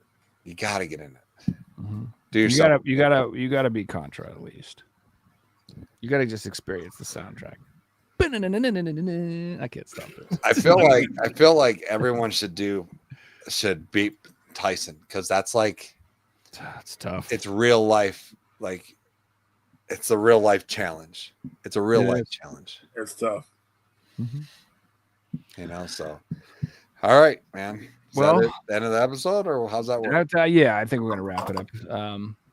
So if you guys haven't already, down in the comments is a link to Joel's YouTube channel. You can go share. Don't subscribe. No, don't subscribe. Don't subscribe to. Leave just poop emojis in the comments. Just nothing but poop emojis. Don't want subscribers. Dislikes, that type of stuff. Yeah, go dislike everything, but do not subscribe. You could just draw long smileys if you know what I'm saying. Mm-hmm. The long smiley face in this chat. Anyway, just don't whatever. Our stuff's in there, and I would appreciate it if you subscribed. That'd be great. Here, Gordo, I'll give you my number one Atari game, Spider-Man. Done. Freaking fantastic game. Number two, Empire Strikes Back. You really? I mean, we can have a debate about this.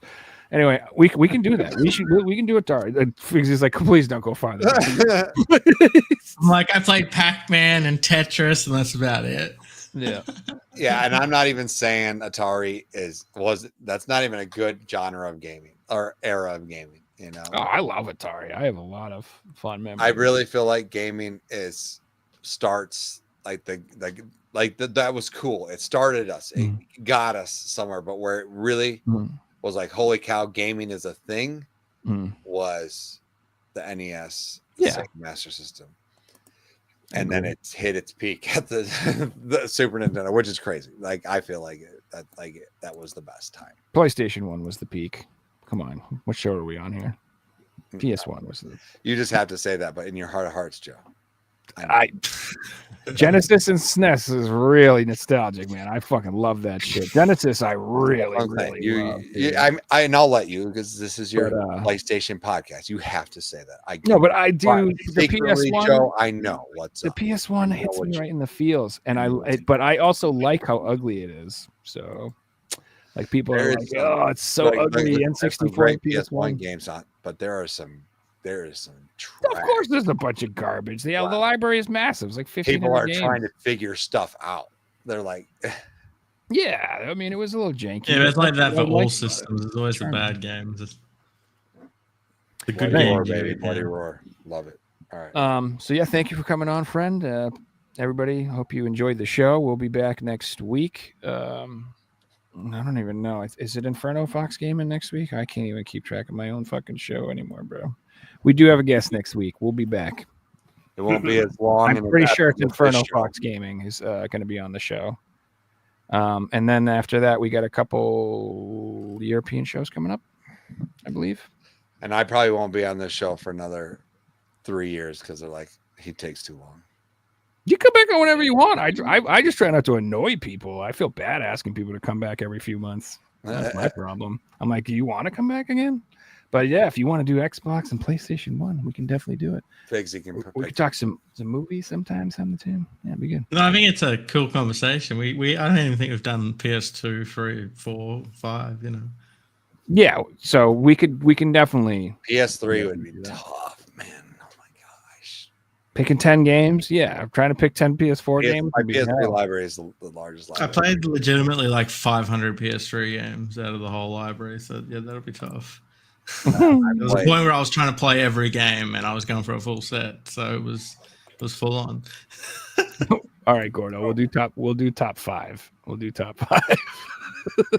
Top 5 of Xbox, and it can't be on other systems. Dude, That'll there be are some tough. bangers on Xbox. What are you talking Halo about? 1, Halo 2, Halo 3, That aren't even Halo Halo. 4. Like Halo freaking was. Fable. Look at Fable. Gears, yeah, there was some good stuff. I'm sure there's some good Freaking gems on there. Def Jam. Mhm. Come on now. Dead Rising. Wait, was that That's exclusive? 360. That's 360. Oh yeah, we're talking about old school Xbox. Yeah. There's All right. some- Well, anyway, the let's. Incredible Hulk game. What was that one? All right, we'll talk about it. We'll talk about it. It's another episode for another day. But yeah, thank you guys for watching. Please like, share, and subscribe. Down below to all our shits, all in the comments. Love you guys. And, See ya. Great episode. Peace, everyone. Later.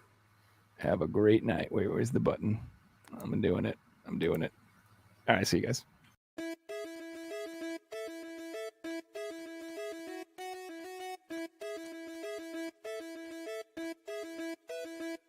You found the coolest place to be, the PlayStation collecting citizens. Come on, won't you stay with me? Welcome to the show. Gather round the boys and girls, collectors from around the world. Let's show the people what they need to know. Welcome to the show. Gonna talk to guests, only got the best. Gonna put their knowledge to the test. Gonna laugh and eat, gonna disagree, gonna show you things you've never seen. Gonna sing a song to the break of dawn. Gonna rock this party all night long. So come on, everybody, let me see you dance. Get yourself ready, you know one more chance. You found the coolest place to be, the PlayStation collecting citizens. Come on, won't you stay with me? Welcome to the show. Gather round the boys and girls.